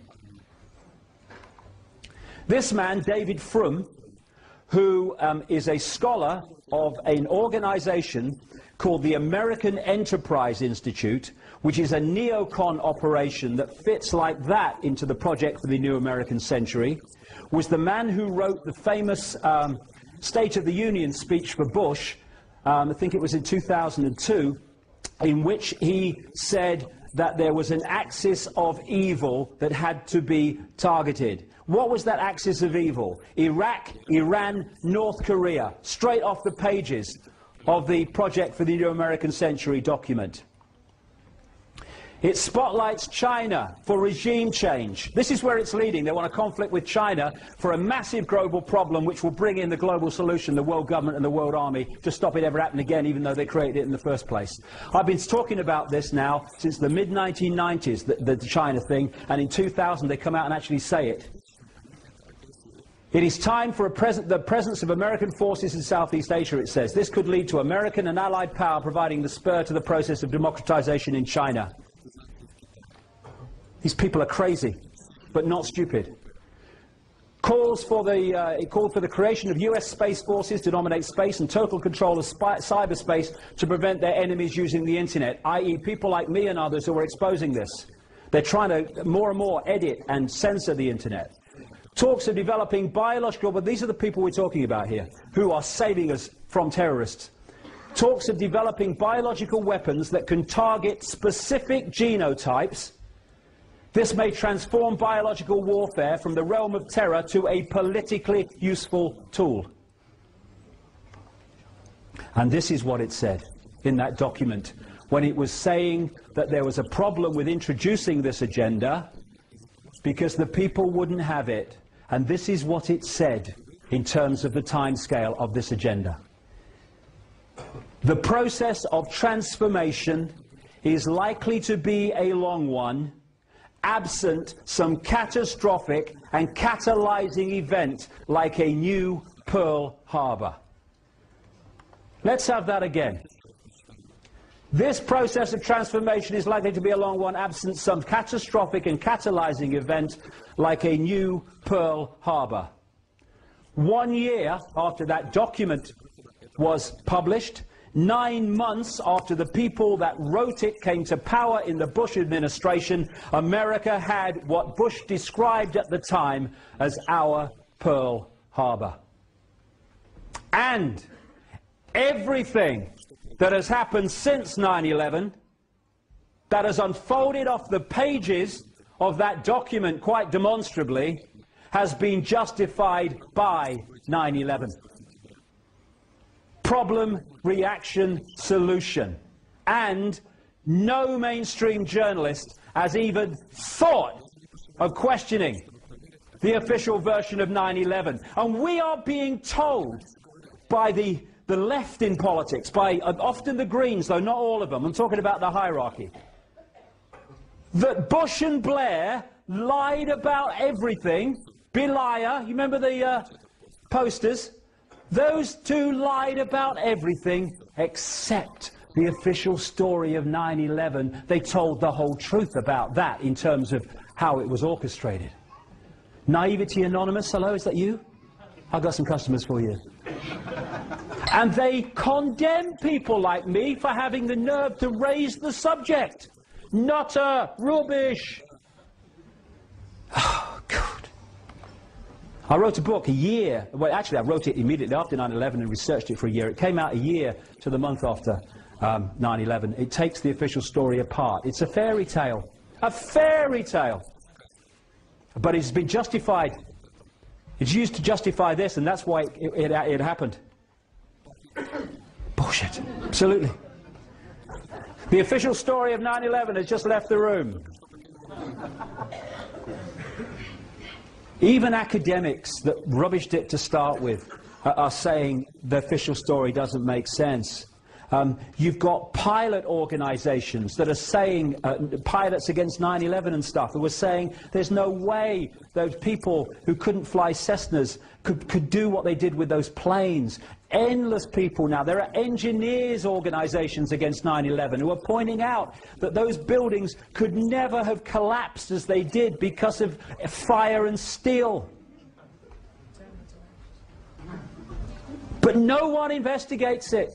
You know, tonight, I think it's at 9 o'clock on BBC Two, we're going to have another farce from the BBC trying to explain why the third building on 9/11, Building 7, collapsed in a mirror of a controlled demolition. And they've taken 7 years and have not yet come up with an explanation for it. And as a result of 9/11, Cheney said it's going to be a long, dirty war against the terrorists. What about a war on terrorism? What does that have that wars between countries don't have? It doesn't have an end that you can point to and say it's over. How do you know when a war on terrorism is over? You don't. That's the idea. That's why they've gone for this. And these are the people protecting us from terrorism.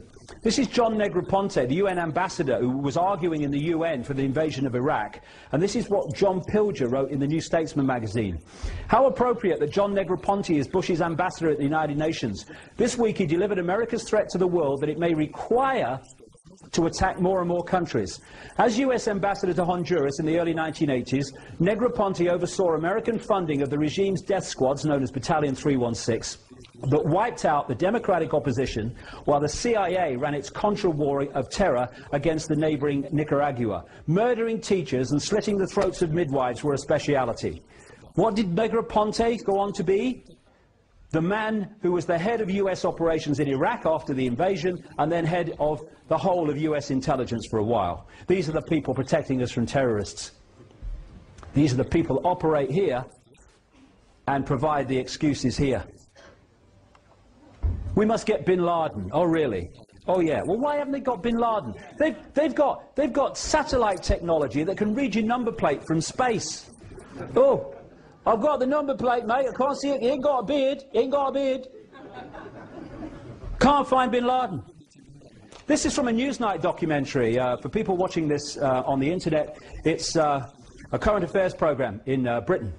A guy called Greg Palast is an American journalist, and as journalists go, he's well ahead of your normal mainstream journalist. He said in Saudi Arabia, this is a quote that was from Michael Springman, US consulate in Jeddah, Saudi Arabia, that was on the program. He was in that position when Father Bush was president. In Saudi Arabia, I was repeatedly ordered by high-level State Department officials to issue visas to unqualified applicants. These were essentially people who had no ties either to Saudi Arabia or to their own country. I complained bitterly at the time there. I returned to the US, I complained to the State Department here, to the General Accounting Office, to the Bureau of Diplomatic Security, and to the Inspector General's office. I was met with silence. What I was protesting was, in reality, an effort to bring recruits rounded up by Osama bin Laden to the US for terrorist training by the CIA. They would then be returned to Afghanistan to fight against the then Soviets, which I mentioned earlier. And this is Palast on the same document or the same report on the program. I received a phone call from a high-placed member of a US intelligence agency. He tells me that while there's always been constraints on investigating Saudis, under George Bush it's gotten much worse. After the elections, the agencies were told to back off investigating the bin Ladens and Saudi royals, and that angered agents. Why? Because the Bush family were connected into the bin Laden family in ways I describe in my books, and it was one of those to create the war on terror. This is the late Robin Cook, just before he died. throughout the and he was one time Foreign Secretary in Britain.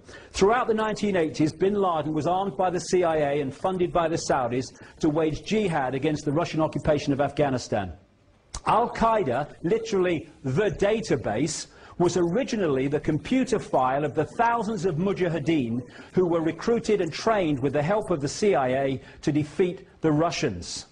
As I said earlier, in other words, they were creating the terrorists to frighten the people with, to justify the introduction of the Big Brother state. David Davis, Shami Chakrabarti of Liberty, wake the hell up! Because they don't want to know about this.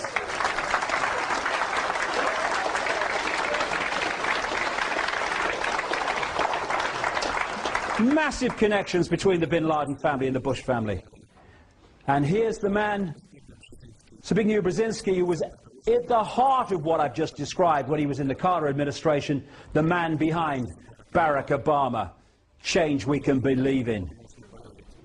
This is how the whole thing works. One force controlling both sides to create a movie to manipulate public opinion to accept changes in society that lead to the Orwellian state. Fear. Fear, the four-letter word that controls the world. Once you get people in fear, they will look outside of themselves for people or organizations to protect them from what they have been manipulated to fear. Fear is the greatest of all mass mind manipulation techniques. Because of fear, we have this introduced, justified by what I've been talking about. This is a poster from Germany in 1934. That's a poster from London today. And this is from Sheffield. Someone in Sheffield sent me this. This is from Sheffield bus station. Every bus, tram, oh no, let's start from the top. Spit and run, you'll still get caught. DNA. Ooh, aye. Every bus, tram and interchange has DNA testing kits. Spit at the staff and you can be traced and prosecuted, even if we don't know what you look like. And your records will be on the National DNA database forever. We're free, honey. I love it. Did he spit? Get the DNA tested. What are you talking about? Here we go. Help me find and kill the terrorists. Tell on your neighbours. Tell on your friends.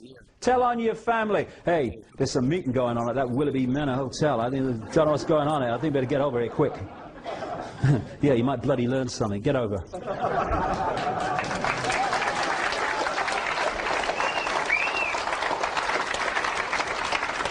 I promise never to question authority. I promise never to bring up my rights. Stop asking questions. They'll all want to do it. Quiet! Shut up! But you can have free speech. There you go. No problem. Free speech zones. What's that about? Free speech zones. You cannot say what you want here, but you can say it there. I've got a uniform on, so I've got a brain. The internet is fantastic for spreading information, but they're trying to edit that and censor that, as I say, because that's a bad side of the internet for them. But the internet's magnificent if you want to track people and track what they're doing and stuff. This is being justified in the same way. And this is Hitler. I was going to say this earlier, but it's come later. Adolf Hitler proposing the reasons the Gestapo had to be created. An evil exists that threatens every man and woman and child of this great nation. We must take steps to ensure our domestic security and protect our homeland. I think I've heard that somewhere before. Michael Chertoff, head of Homeland Security in America.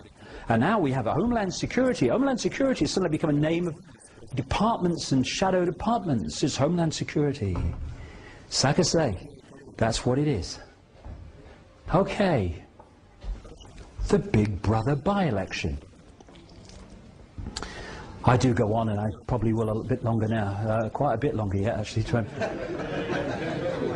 There is... Now, you see, when you're going to control debate, and I want to say this, because, you know, I want to keep this within the bounds, not exaggerate and make bloody wild bloody claims that haven't been investigated. I'm not saying in this little bit that I'm going to talk about now with relation to this by-election that David Davis and Shami Chakrabarti, the head of Liberty, a bit like the Civil Liberties Union in America, I'm not saying they are in full awareness of what I'm going to talk about now. They might be. I have no evidence that they are. I've only been investigating this since I started to realize this election was not what it appeared to be. And I'm not saying that they know. But, you see, the thing is that there's different ways of putting people into places that suit you. If you've got someone of a certain mentality and you put them in a certain place, then you don't have to manipulate them because that mentality is going to play that out the way you want it anyway. They haven't got a clue that actually they're being manipulated. But I don't know. It may be one way, it may be another. But what you get from these two, who have become the twin pillars of anti-Big Brother within the establishment, if you pick up any newspaper or turn on any television news bulletin now that involves a Big Brother type story, they will quote this lady, or because of this election, they will quote David Davis, who's now become the Mr. Anti-Big Brother. However, it's anti-Big Brother in an incredibly limited way, which limits the scale of the debate, if you can hijack the debate, so that these things I'm talking about today do not enter the debate. And I'll tell you this, although it's not appeared in the mainstream media, it has to be 10 foot high with glowing bloody neon lights before, you know, the Quentin Letzers of this world go, oh, what's that? But outside the public arena and getting very close to it, there is I really can't exaggerate this too much, a massive awakening going on all over the world of people among the general population who are starting to see this stuff and become aware of it. And if you are behind it, what you want to do is to hijack that debate about this Orwellian transformation from those with the bigger picture. You want to pull it into those that are talking only about the little picture, because in doing so, you limit the debate and you hold the walls on this stuff that we really need to know about. And the more I look at this election, the more I see that all over the place. One of the people that's been up to this constituency to support David Davis in his campaign against Big Brother is a Tory MP called Ed Vaizey.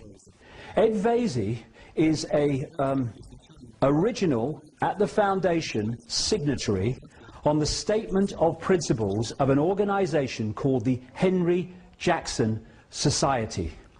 Henry Scoop Jackson, as he was called, was an American Democratic senator who had a view of the world that mirrored that of the neocons in the Bush administration that I've been talking about. People think that because they control the Republican administration now in America, they must have been spawned by the Republican Party. No, no. Many of them, including Pearl and these people, were aides to the Democrat Henry Jackson before they jumped ship to the Reagan-Bush administration in the 80s and then got the power to take over this Bush administration. So Henry Jackson represents everything the neocons stand for, which is, as the Henry Jackson Society talks about, if necessary, taking military action to impose democracy on countries that they say are undemocratic, and for what that means, see the invasion of Iraq. Ed Vaizey, like I say, was an original signatory. And he is a neocon, as they call it, a neoconservative. Now, what is a neoconservative connected to the Henry Jackson Society, which, as we'll see in a second, fundamentally connects into the Project for the New American Century in America and the American Enterprise Institute, which is the sister organization? What is he doing suddenly opposing Big Brother when his network has created the problem which is justifying Big Brother? These are the international patrons of the Henry Jackson Society. Richard Pearl, Douglas Feith, Crystal, William Crystal, Robert Kagan. Crystal and Kagan were the co-founders of the Project for the New American Century that produced that document which has played out ever since in death and slaughter and conquest, which has justified the introduction of the Big Brother state. They are involved fundamentally with the Henry Jackson Society, and Ed Vaizey comes up to support David Davis against Big Brother. I think there's more to know here. Also in the Henry Jackson Society, James Woolsey, Project for the New American Century, Director of the CIA. Sir Richard Dearlove, head of MI6 across the period of the invasion of Afghanistan and Iraq. And this guy, Erwin Stelzer, head of the Rothschild Bank at one time, scholar at the American Enterprise Institute, and now with another neocon offshoot called the Hudson Institute. And David Davis has been paid by both the Hudson Institute and the American Enterprise Institute to speak at their events.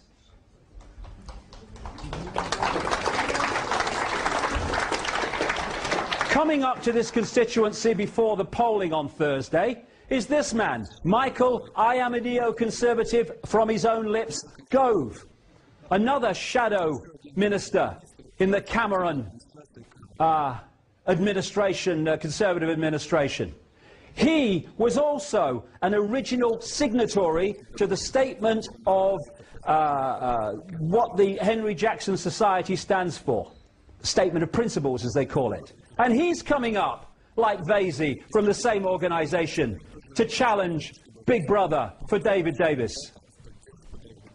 This man's talking on behalf of David Davis. Colonel Tim I Support Davis Collins, who became famous for his military operations in Iraq. Guess what Colonel Tim I Support David Davis Collins put his name to? He was an original signatory to the Statement of Principles of the Henry Jackson Society, which connects into the Project for the New American Century and the American Enterprise Institute in America that orchestrated the invasion of Iraq and the war on terror, which is being used to justify the Big Brother state. Patrick Mercer, Tory MP, been in this constituency supporting David Davis against Big Brother. He is a consultant for Blue Hackle, which is one of these private army security organisations which connects with others to create connections of private armies that are being paid by government to operate in places like Iraq. He's went on a fact-finding mission to Iraq, paid for by an organisation called HEART, that produces and uses the very Big Brother technology that David Davis is saying we've got to stop. He was paid, this is this guy, he was paid with his expenses and his flights and his hotels and everything to go on a fact-finding trip to Pakistan and Afghanistan by this security organisation called the Saladin Group. And this is from Saladin's website. This is what they do, just part of it. Saladin can provide surveillance services to organisations and individuals in order to gain evidence during an investigation. Saladin staff may have many years of experience in covertly following surveillance subjects to obtain information on their movements, activities and contacts. This includes both mobile surveillance in vehicles and static surveillance in a fixed position. Patrick Mercer, connected to these organisations, was in this constituency a few days ago to support a challenge to Big Brother. And the Freedom site set up by David Davis wasn't set up by David Davis at all. It was just his address suddenly appeared on it. It was originally set up by this organisation, Fleischmann Hillard, who are operating worldwide, and among their specialities increasingly is manipulating countries to accept identity cards. This guy from this organisation, Paul Borg, he was the man who actually set up the David Davis for Freedom website. And this is a little start of an article in The Independent on Sunday. A spin doctor, Kevin Bell, he's a major executive of this Fleischmann Hillard, a spin doctor behind David Davis and his much-vaunted freedom campaign against the creeping state surveillance, is an influential figure in the worldwide promotion of identity cards, The Independent on Sunday can reveal. I tell you what, I'm bloody glad I decided to come here. I really am.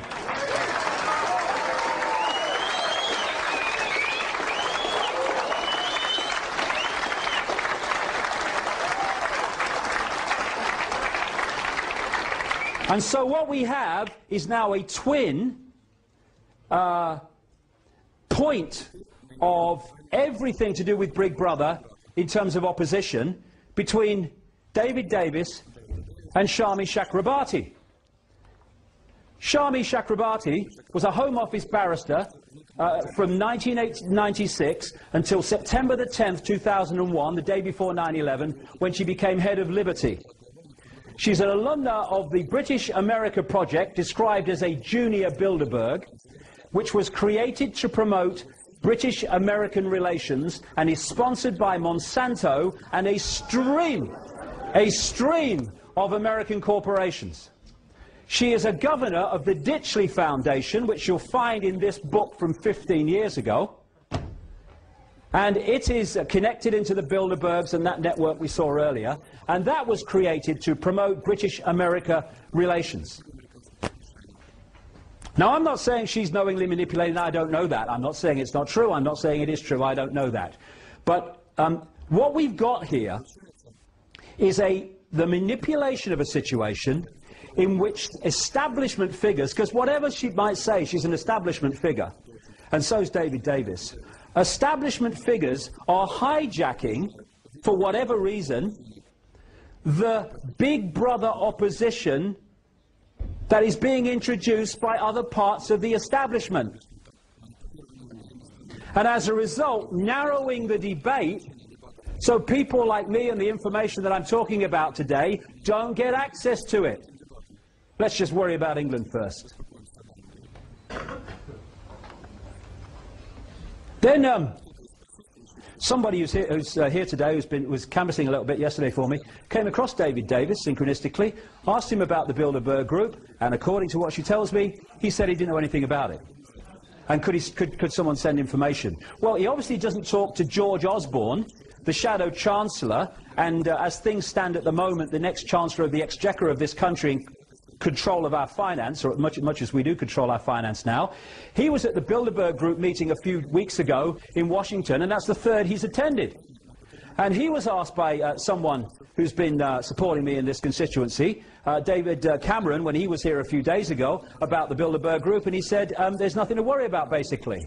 And if it was important, I'd want to be there, he said. Well, stick around, mate. Your chance will come, don't you worry. So this Big Brother by-election is not what it seems. And when we're talking about limiting the debate, my goodness me, it's been limited in the time I've been here. They don't want to talk about any of this stuff. And when you talk to it to the media, of course, you're a nutter and you're all pushed aside. This is what it's about, controlling the debate. So what you do then? You control the outcome. Yeah. I tried to get into a David Davis, Bob Geldof public presentation in the whole Guildhall the other day. I wasn't going to cause trouble. I went along, I'd got a ticket, a constituent in this constituency had got me a ticket. It was a public one, as long as you had a ticket, and I turn up. I just wanted to listen to what they had to say. I'm a researcher, I want to know. If I got a chance to ask a question, great. If I didn't, well, equally great. At least I'd see what they got to say. And then suddenly, you know, the pound of lard with a shirt on came over, hyperactive, boom. Suddenly, a miracle happened and it became a private event. It's kind of funny because this is the guy who stopped me. His name's Andrew Percy. He's a prospective candidate for Goole, I think, that constituency. And this is what he said after the Geldof meeting, in which he'd stopped me attending. So Bob came to speak at a gathering from across Yorkshire, about the people across Yorkshire, about the erosion of liberty and freedom in the UK in recent years. His speech was brilliant, and I particularly like the extract below, which talks about the loss of our freedoms and privacy in recent years. Compartmentalization of the mind.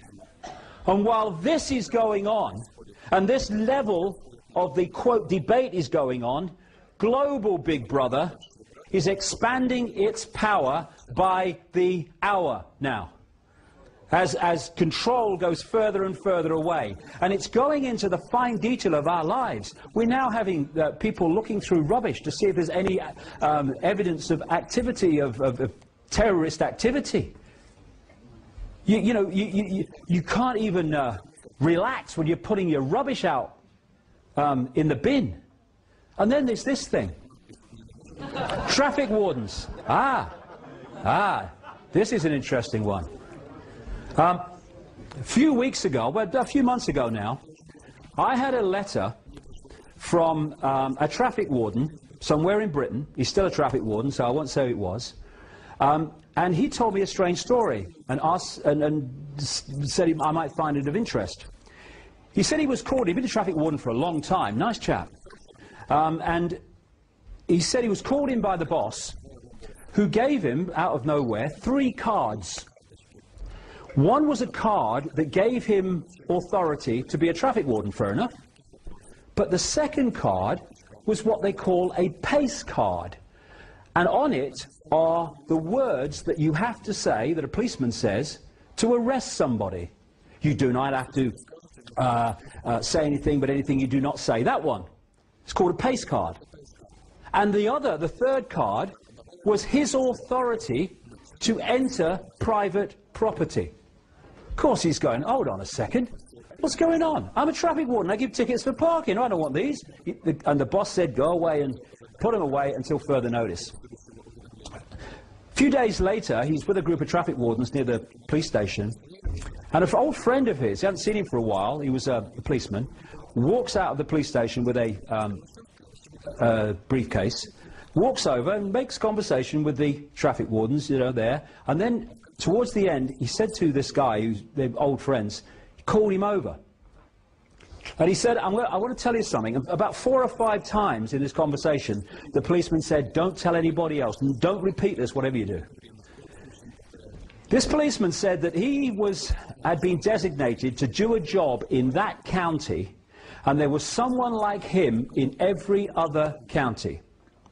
He said his job, and his fellow officers around the country, was to prepare for a coming war. That this war was expected to trigger enormous civil unrest in Britain, and that the military and the mainstream police force would be overwhelmingly focused on dealing with the civil unrest. Therefore, people like traffic wardens, private security firms, and CCTV operators, etc., were going to be brought forward to do the jobs that the mainstream police force were currently doing, but would be tied up with over this civil unrest. He said, that's why you have been given these cards. A few days after this letter arrived, and I talked to him, and he sent me the cards, and I saw them and sent them back so he wouldn't get found out, I picked up the newspaper to see that traffic wardens were being redesignated civil enforcement officers and being given greater powers. This is the world we're looking at, and these things that come out of nowhere, oh, where did that come from, are manipulated and manipulated behind the scenes until they come to the surface in apparently out of nowhere, not out of nowhere at all. So, the elephant in the living room is there when you connect the dots. It ain't there when you don't. So they don't want the dots connecting. And this is what it's about.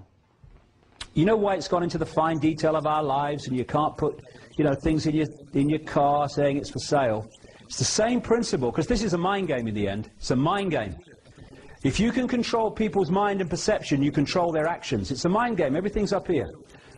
The idea is to do the same on the population as a whole that they do on laboratory rats and mice in these laboratory mazes, where they put a mouse in a maze, and if it goes down certain channels within the maze, it gets an electric shock.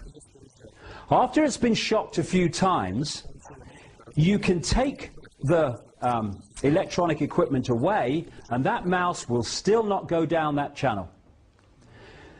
What you've done is programmed the mouse into acquiescence to do what you want them to do, to become subservient to what you want the mouse to do.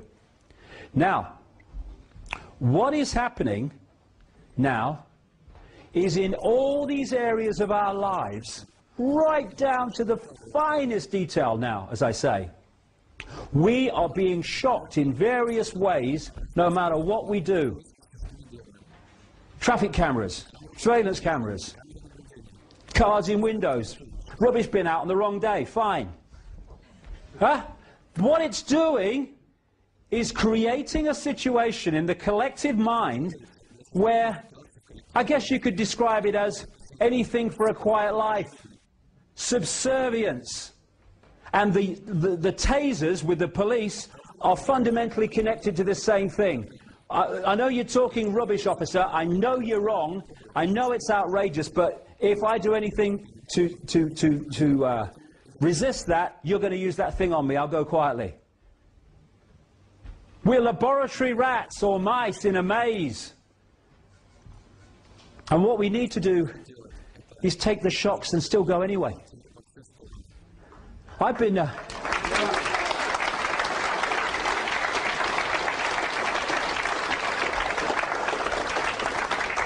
I've spent 20 years being ridiculed, being abused, being misrepresented, being made fun of, being laughed at in the street, having my kids laughed at school. I'm still fricking here.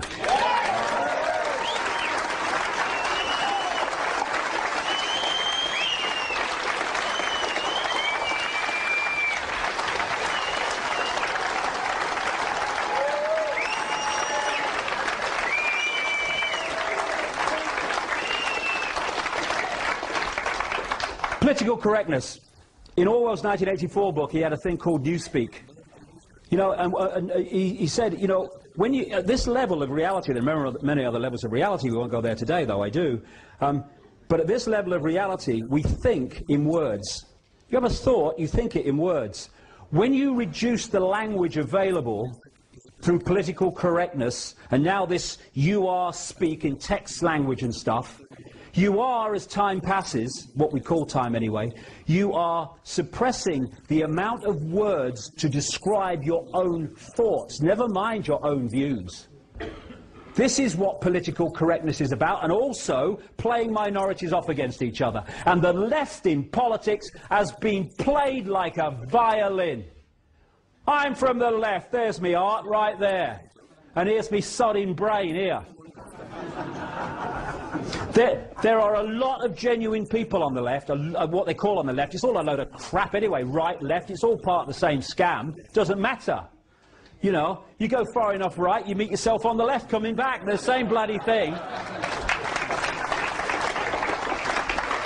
There's some genuine people who want to do genuine things, but they've been scammed. And one of the scams is supporting political correctness. You can't upset somebody. Well, maybe they deserve to be upset. I'm upset that I can't have my view. Okay, that's not political correct. You know, I've got a hand that's completely knackered through arthritis, right? The only thing I can do with my hands is type with those fingers, very little else, right? It's crippled. My hand is crippled. You want to tell me my hand is crippled? I don't have a problem with that. You know why? It's bloody crippled. But no, I'm digitally challenged. You know what I said earlier? Some people would have got it, maybe some people didn't. When I talked earlier about you can't say brainstorm, you have to say thought shower, that is actually being introduced by some companies. I'm not kidding, it's not a joke, it's happening. And what it's doing is playing minority off against minority. So, for instance, and basically, you remember that image where all the countries were tied up in that web of stuff? They want to do that with minorities. So everyone polices everyone else. This is the idea. The few can't police the many. They have to get the many to police each other. That's what they do. For instance, if you're a gay person, good luck to you. I mean, I have a simple philosophy on life. Do what you like so long as you don't impose it on anyone else. That's it. That's my philosophy. Anyway,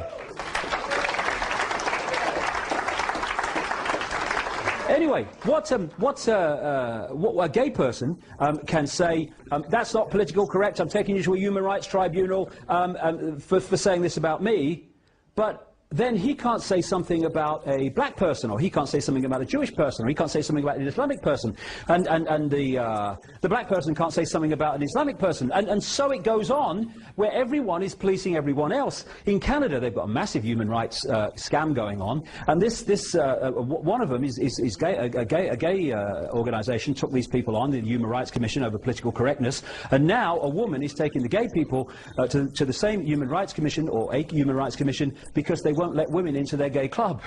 You know, I mean, this is how it works, right?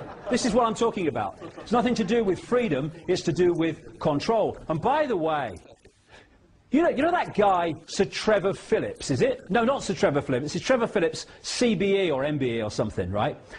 He's head of the Human Rights and Racial Discrimination Organisation that the government runs, right? Well, I wrote to him because I came across this thing, and it said, if you have any evidence of racial discrimination, right, write to the Racial Equality Commission. It's called something else now. Bigger chair, more money, same thing. And if you want to report evidence or cases of racial discrimination, and we'll investigate, right?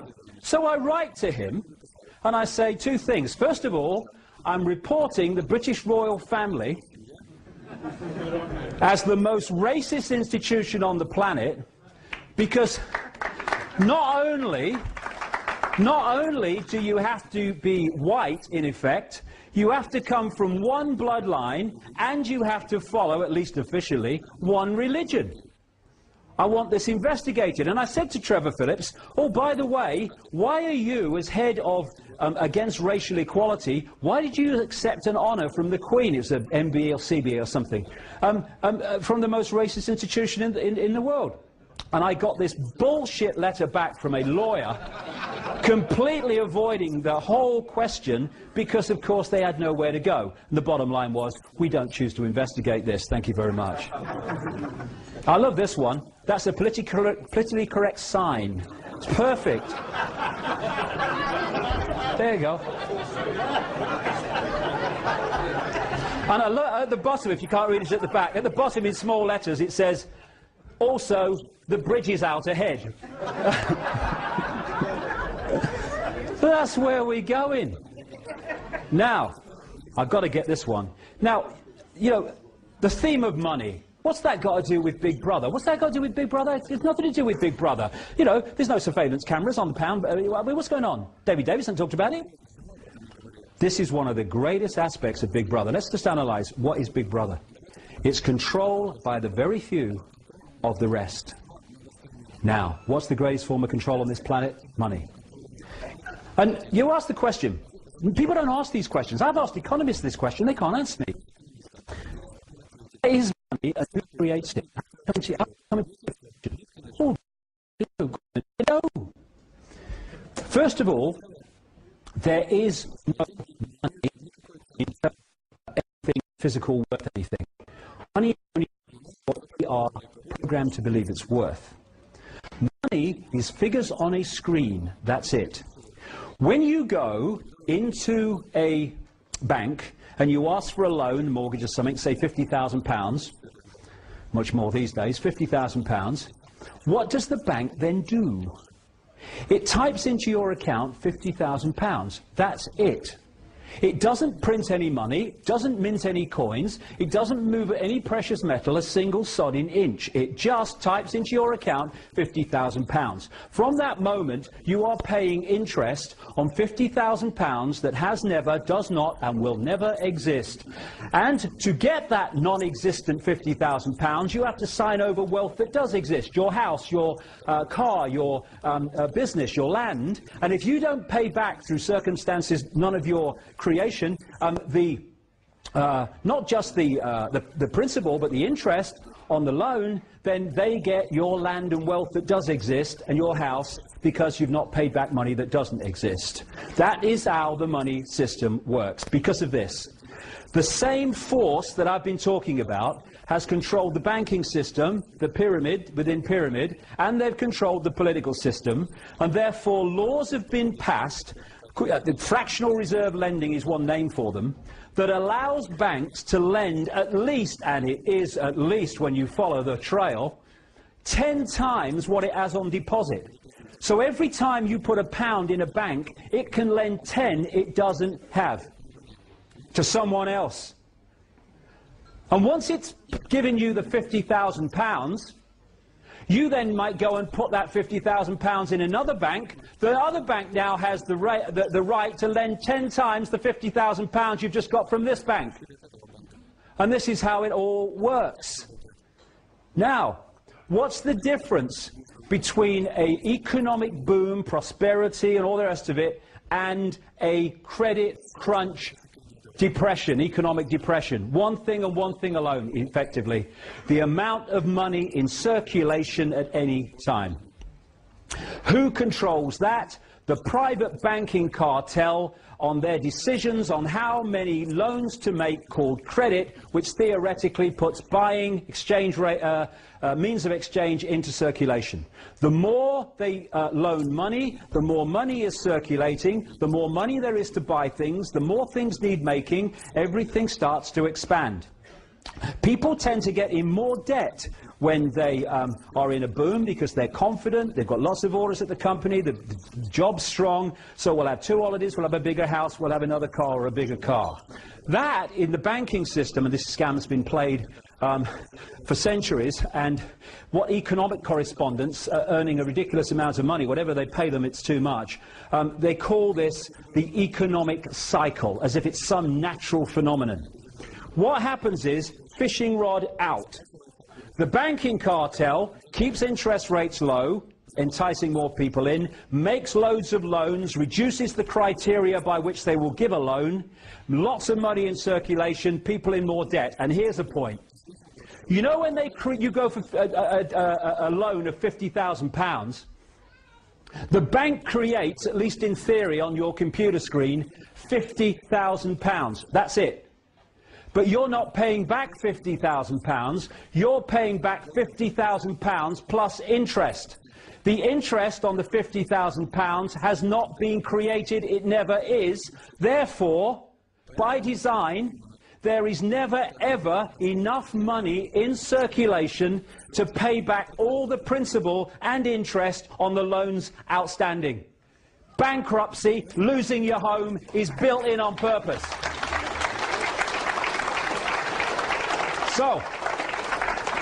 So, out goes the fishing line, and then it starts being reeled in. They create an excuse for a credit crunch or a problem, and so what do the banks do? Coordinated through this system of pyramids within pyramids, they start taking money out of circulation. They raise the criteria for giving loans out, which they are now. They raise interest rates, or whatever they need to do to take money out of circulation. Now, as they take money out of circulation, there's even less circulating to pay back all the debt that was created when they put loads of money out there, so people start in massive amounts losing their homes, their jobs, their businesses, their land, their possessions. And so we move over to the depression, the downturn, the recession, and they then start trawling from the people the wealth that does exist, because there's not enough money in circulation, nothing to do with them, they can't pay the non-existent money back. And this economic cycle has been played for centuries, and it has sucked out of the people the real wealth into the hands of the few. And that is such a fundamental part of Big Brother, because it's a fundamental part of human control. Are you listening, David Bloody Davis?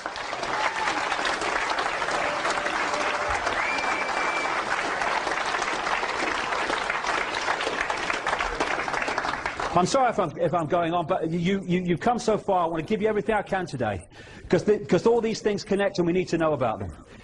If you want a world government which controls everyone on the planet, what do you need more than anything else? You need laws that everyone on the planet has to obey. You need international law. My goodness me, all the time. International law. Good evening. International law. Here's the news. International law. International law. That is the creation of the laws that the world government is intended to introduce. Because international law will be how that controls the lives of everyone, and if you go against international law, that's why the World Army is there to intervene. International law. International law. Global warming. The carbon con. This is a cracker. This is a cracker. You won't hear David Davis and Shami Chakramarty talk about this. In fact, you'll hear them talk about the opposite. I talked earlier about this network, and one of that network is called the Club of Rome, set up in 1968. People like Henry Kissinger, by the way, Henry Kissinger, massively part of this over the decades. He's involved in all of them, and he's involved in the Club of Rome, and it connects into the Rockefellers and all the people I've been talking about.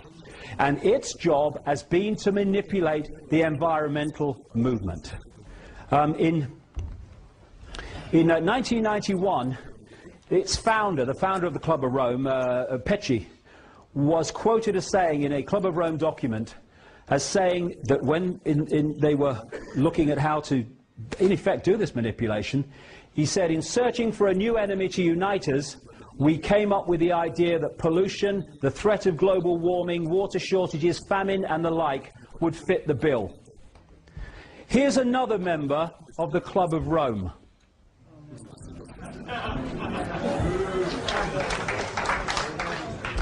And that's why the official story of the reason for climate change, carbon emissions caused by humans, is as much a nonsense as the official story of 9/11.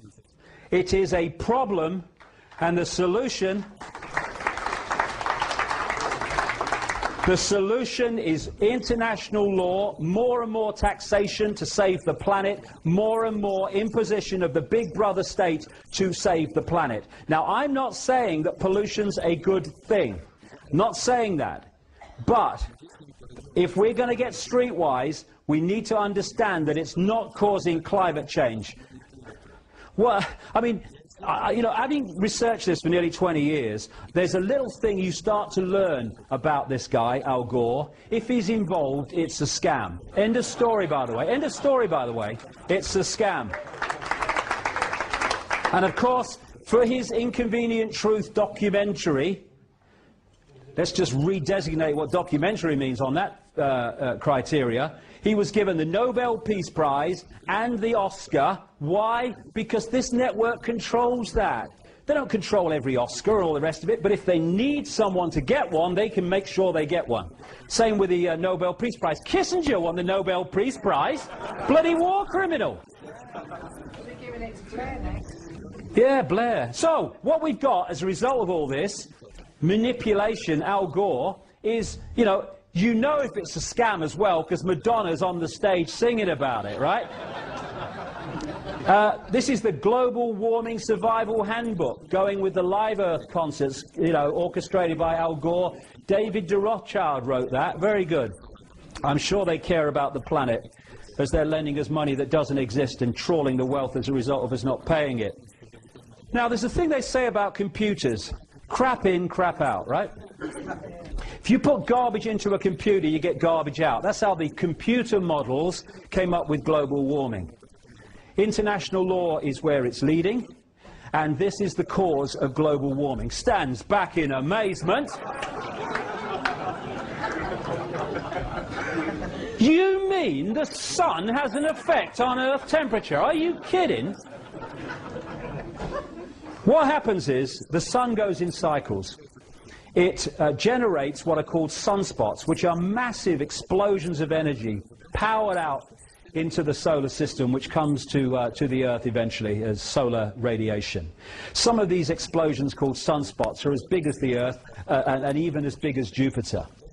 When it is exploding energy, the temperature goes up. This is what these sunspots are. You can see them here. I think they might have a bearing on temperature. I think so.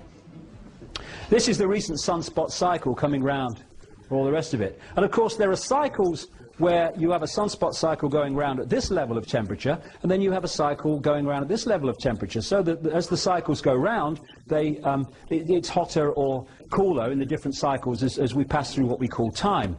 Now, other planets in the solar system have been warming up. I don't know whether you've seen them factories on Mars. Them bloody Martians and them 4x4s, you know, it's bloody outrageous. Now, what is the common denominator of these other planets than the Earth? Can't work it out. Must be the sun. Now, this is the great one. The temperature's higher than it's ever been since records began. When did they begin? 1860. 1862? That's 5 minutes ago in weather cycles. What are you talking about? Back about 800 years ago, they had the medieval warm period. This is mainstream science. This is not me coming up with alternative stuff. The medieval warm period, the temperature was higher than it is now. Okay?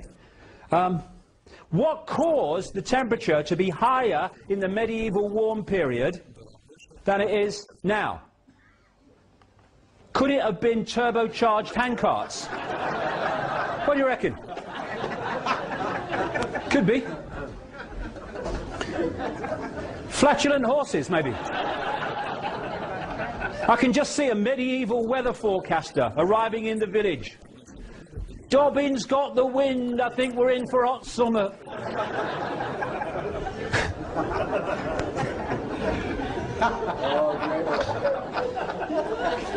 And I'm mad?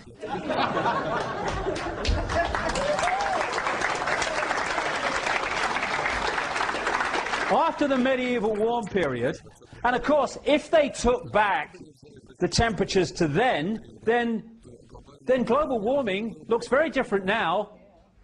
But what they do is they take it back to a period called the Little Ice Age, when the temperature dropped to the point where the Thames froze over, and they used to have ice fairs on the Thames. You can still see depictions of it in Christmas cards and stuff. It just so happens that during the medieval warm period, there was a period of increased solar radiation, and during the Little Ice Age, there was a decrease in solar radiation. So, if you follow the red, which is the Earth temperature, and the green is sunspot activity, I think there might be some connection there myself. Let's come forward. Again, the green is sunspot activity, the red is Earth temperature. Up to 1940, it was rising as we came out of the Little Ice Age. After the war, this period included, when there was a massive increase in industrialization, and therefore carbon emissions, temperatures fell from 1940 to 1975 to such an extent that the BBC were running documentaries about the dangers of the coming Ice Age. Yeah. From 75, it started to climb as sunspot activity climbed. This is a scientist, I saw his presentation a few weeks ago, called Peter Taylor. Now this man is no, the oil companies are paying him scientist. He's a former advisor on pollution and energy policy to national governments, the EU and the UN, and he was a lead advocate for Greenpeace. He was the man who broke the story through a Yorkshire television documentary years ago, when Yorkshire television did some really good documentaries, about the cancer clusters around what was called Windscale, now Sellafield, and the connection between the two. This is what Peter Taylor, an Greenpeace advocate at one time, says about global warming. Behind the scenes, there is major disagreement among scientists. I know that. People at the cutting edge of their discipline are saying it's a nonsense. It doesn't stand up. They don't get the platform that the song sheet scientists get. Parallel to carbon dioxide rising, the solar field has increased by over 200% since 1900, and this is not factored into computer models.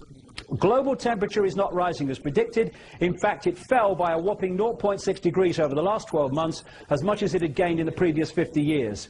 Many of the apparently random fluctuations of past temperature, like when Vikings grew crops in Greenland, correlate to variations of the solar electric field. Between 1983 and 2001, cloud cover, according to International Satellite Cloud Climatology Project, fell by 4%, more than enough to heat oceans and account for global warming. A spate of recent science shows that temperature oscillations are timed by solar cycles, that the jet stream is affected by the solar wind, and that past high and low points in the solar cycle correlate with past temperature swings. And as a result of that, because we're being lied to systematically, and the Quentin Letts is saying, it must be true because they're saying it, we are being scammed for vast changes in our society of a big brother nature on another massive global lie. Temperature's been falling recently, so much so that this was a headline in the Daily Mail. Recently, global warming could stop naturally for 10 years, say scientists. And you know what they said? Oh, we've still got to justify global warming. It said in the same piece, they said, oh, but imagine how hot it's going to be when it starts again. All right, okay. International law, that's what it's about. I'm coming to an end now, but let's look at why this is possible, because this is where we come in. It's what I call the prison with the barbars. It's a prison because we act like bloody sheep. We take in what people tell us and we believe it without question. And therefore, we are programmed to react as we choose to react, as they want us to react. We're not choosing to react, we're reacting. This guy, some great quotes from this guy, H.L. Mencken. The men the American people admire most extravagantly are the greatest liars. The men they detest most violently are those who try to tell them the truth.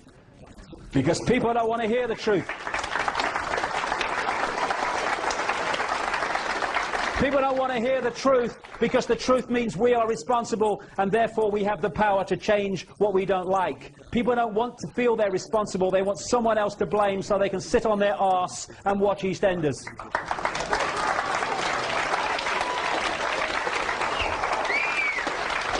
This is Oscar Wilde, wonderful quote from Oscar Wilde. Most people are other people. Their thoughts are someone else's opinions, their lives are mimicry, their passions are quotation. In short, we are a world of repeaters, where people just repeat what someone else has said as if it's the truth without even checking it out. And no one should accept what I say here today without checking it out themselves, as they can. We have teacher repeaters. What do teachers do? They go through an education system that tells them what to think. If they repeat back on exam papers what the system has told them to believe, they progress and become teachers. They go to teacher training college. They learn more and they pass exams at teacher training college and they get told how to teach and what to teach. And then they go into schools and they tell the children of the next generation what the previous generation told them, and so it goes on. Repeaters. We call it education. We have doctor repeaters, repeating what the drug reps are telling them we should pop us down our throats because it's good for profits. I went to...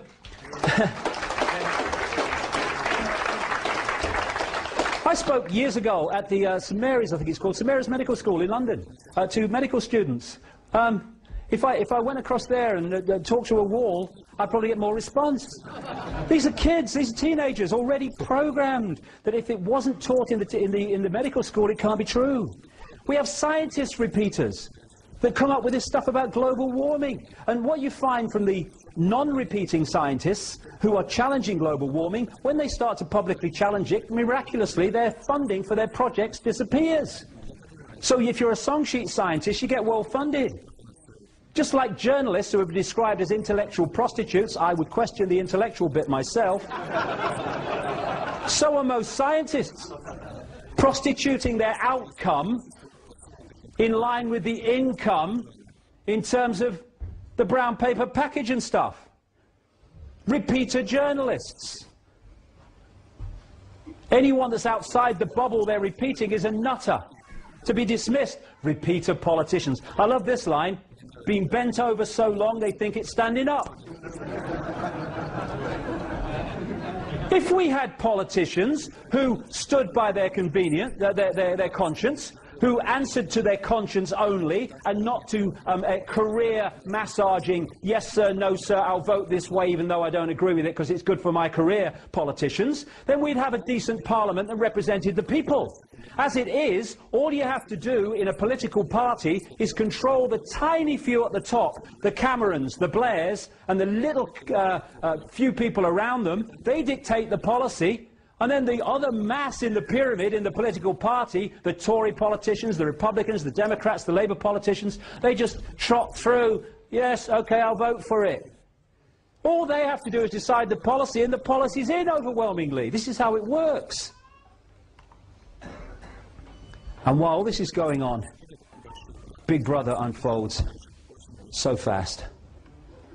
As Mencken said, the most dangerous man to any government is the man who is able to think things out for himself. Almost inevitably, he comes to the conclusion that the government he lives under is dishonest, insane, and intolerable. And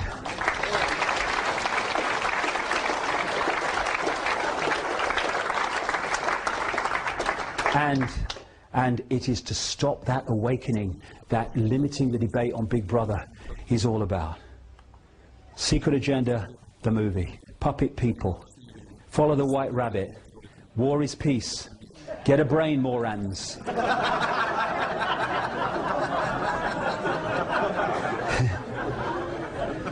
And then you can persuade people that war is peace, freedom is slavery, and ignorance is strength.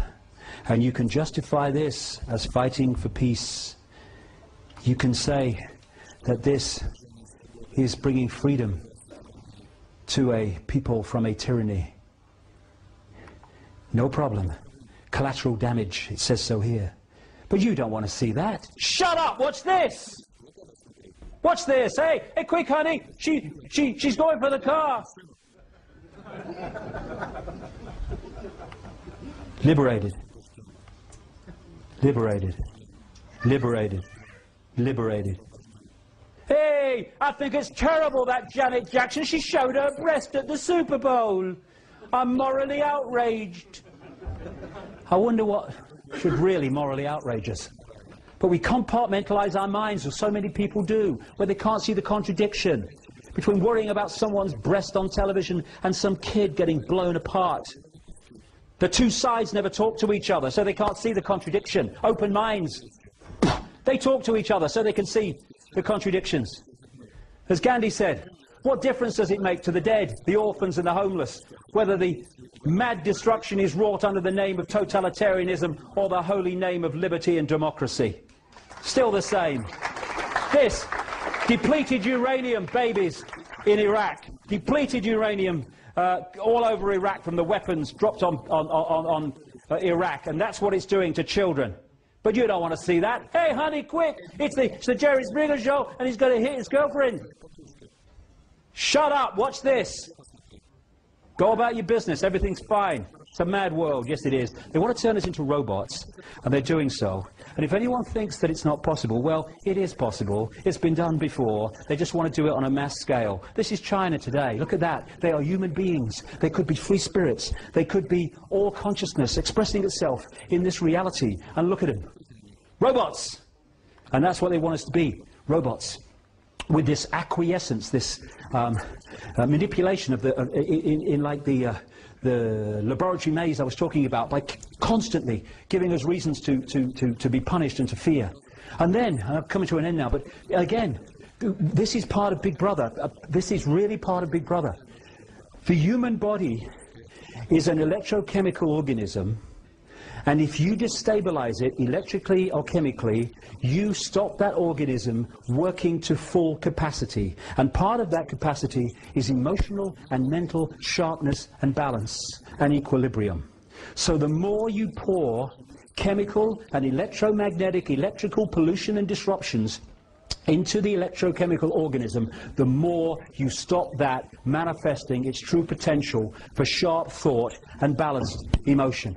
When you look at the graphs for the increase in the crap they put into food, chemical concoctions and cocktails, overwhelmingly, though certainly not always, aimed at children. And then you look at the graph of the increase in so-called childhood behavior problems. They go up like they're connected by a magnet. There is a war on our children because they're the generation they overwhelmingly have to suppress.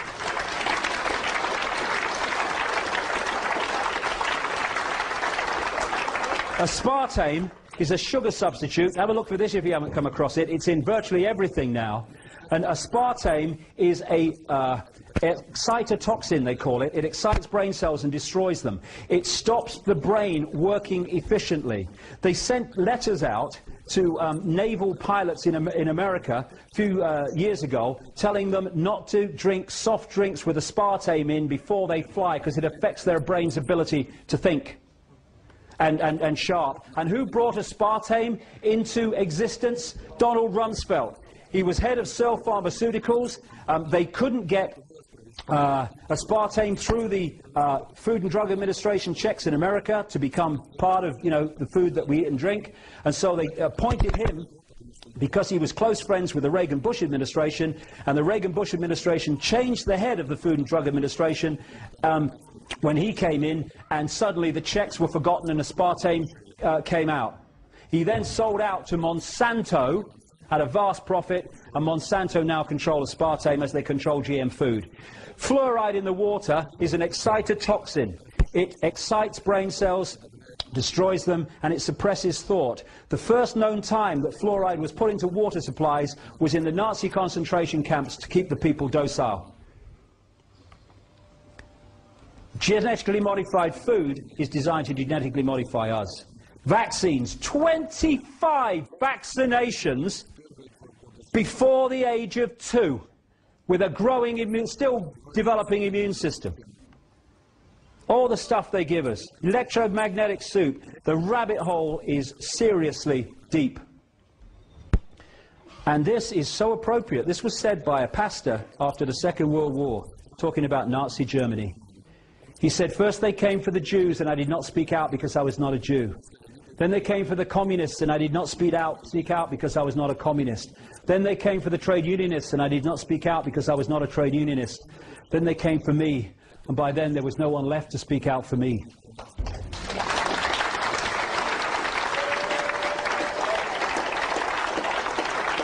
And what they're doing is picking off different sections of society, and the other sections are saying, well, it doesn't affect me, not my problem. And eventually, enough sections are picked off for those that were looking the other way to be picked off also. That's how it is. Divide and rule. Not my problem. But it is our problem. Injustice anywhere is a threat to justice everywhere. Martin Luther King. Absolutely it is. And what we need to do is stop making excuses. Oh, I don't know, the world's coming to. Well, do something about it then, mate. All right? The power is with us. Take it on a basic level. What we need is a mass non-cooperation, non-violent process of non-cooperation with that which wishes to enslave us. When someone gets fined for putting a wheelie bin out, if thousands and thousands of people put the wheelie bin out the wrong day every week until the laws change, finished.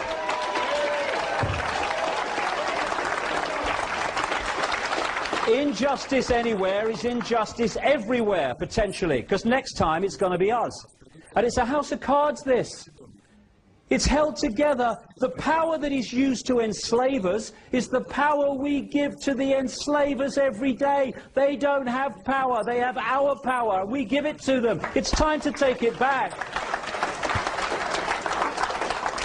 And by that, it means unity. So we might have a different religion or no religion. So we might be a Jew or a Muslim or a Christian, or might be black or white or sky blue, bloody pink. This is not a big brother global agenda to enslave Jewish people, or to enslave Islamic people, or to enslave white people, middle class. It's a global agenda to enslave all of us. And if we don't unite and we go on being divided and ruled, then they will enslave all of us. If we unite, get rid of the nonsense fault lines of manufactured division, and then through unity of response and non-cooperation with our own enslavement, they will not be able to do this.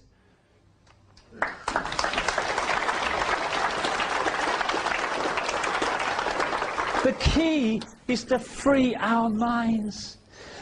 We see the world like this. We need to see the, oh God, look at it. Free our minds. Einstein said, you cannot solve problems with the same level of consciousness that created them. And that's what we do. We have a political consciousness which comes in under a Labour name or a Republican name, and then they're replaced by the same political consciousness called Conservatives or Democrats.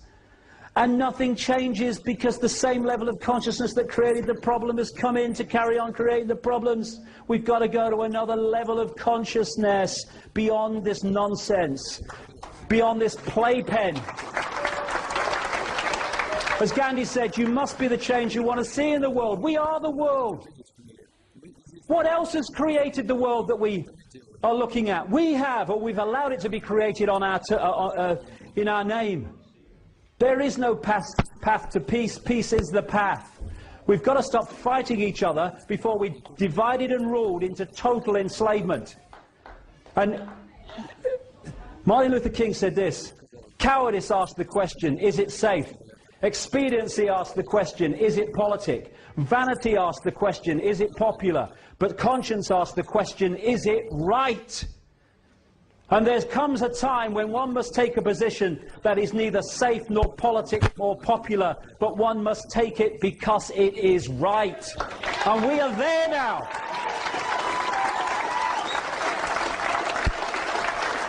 You know, when someone said to me, what would change the world quicker than anyone else? I would say this, anything else, it would change overnight if we did this, because everything would come from it. If we stopped making decisions about our actions based on what is right for us in the moment and started doing what we knew to be right by conscience and justice, this world would transform. This world has been created as we experience it by billions of people deciding every day, what do I do in the interests of me? Once we start saying, what do I do in the interests of justice, fairness, and my own conscience, actions change, the world changes. And we are in control of that. And we are at a fork in the road now. Because Big Brother's on a motorbike now. This is not the totalitarian tiptoe anymore, this is the totalitarian sprint. And we have one last chance to open our eyes, open our minds, and start getting involved in doing something about this. Because, you know, there's going to come a time, and it ain't too long from now, when we're going to have to look our children in the face, in the eyes, and we're going to have to answer the question without blinking and without averting them. What were you doing, Daddy, Mummy, Granddad, Grandma, when the fascist state came in that now controls every facet of our lives, including our thoughts? What were you doing when it came in? Now, for what, all my ills and all the rest of it, I won't have to blink. How many other people will be trying to look the other way? We have a chance now, still, not to be in that position. Because I'm 56, what have I got left? 10 years, 20 years, a bit longer maybe? The young people today, the kids today, the grandkids today, they're going to have to live their entire life in what these mad men want to introduce and are in the process of doing so fast. We owe it to them, if not to ourselves, not to leave them the design that these people have been working towards for so long. We need to get involved. And if we do, in a united way, the power they're using to enslave us will be gone. Thank you.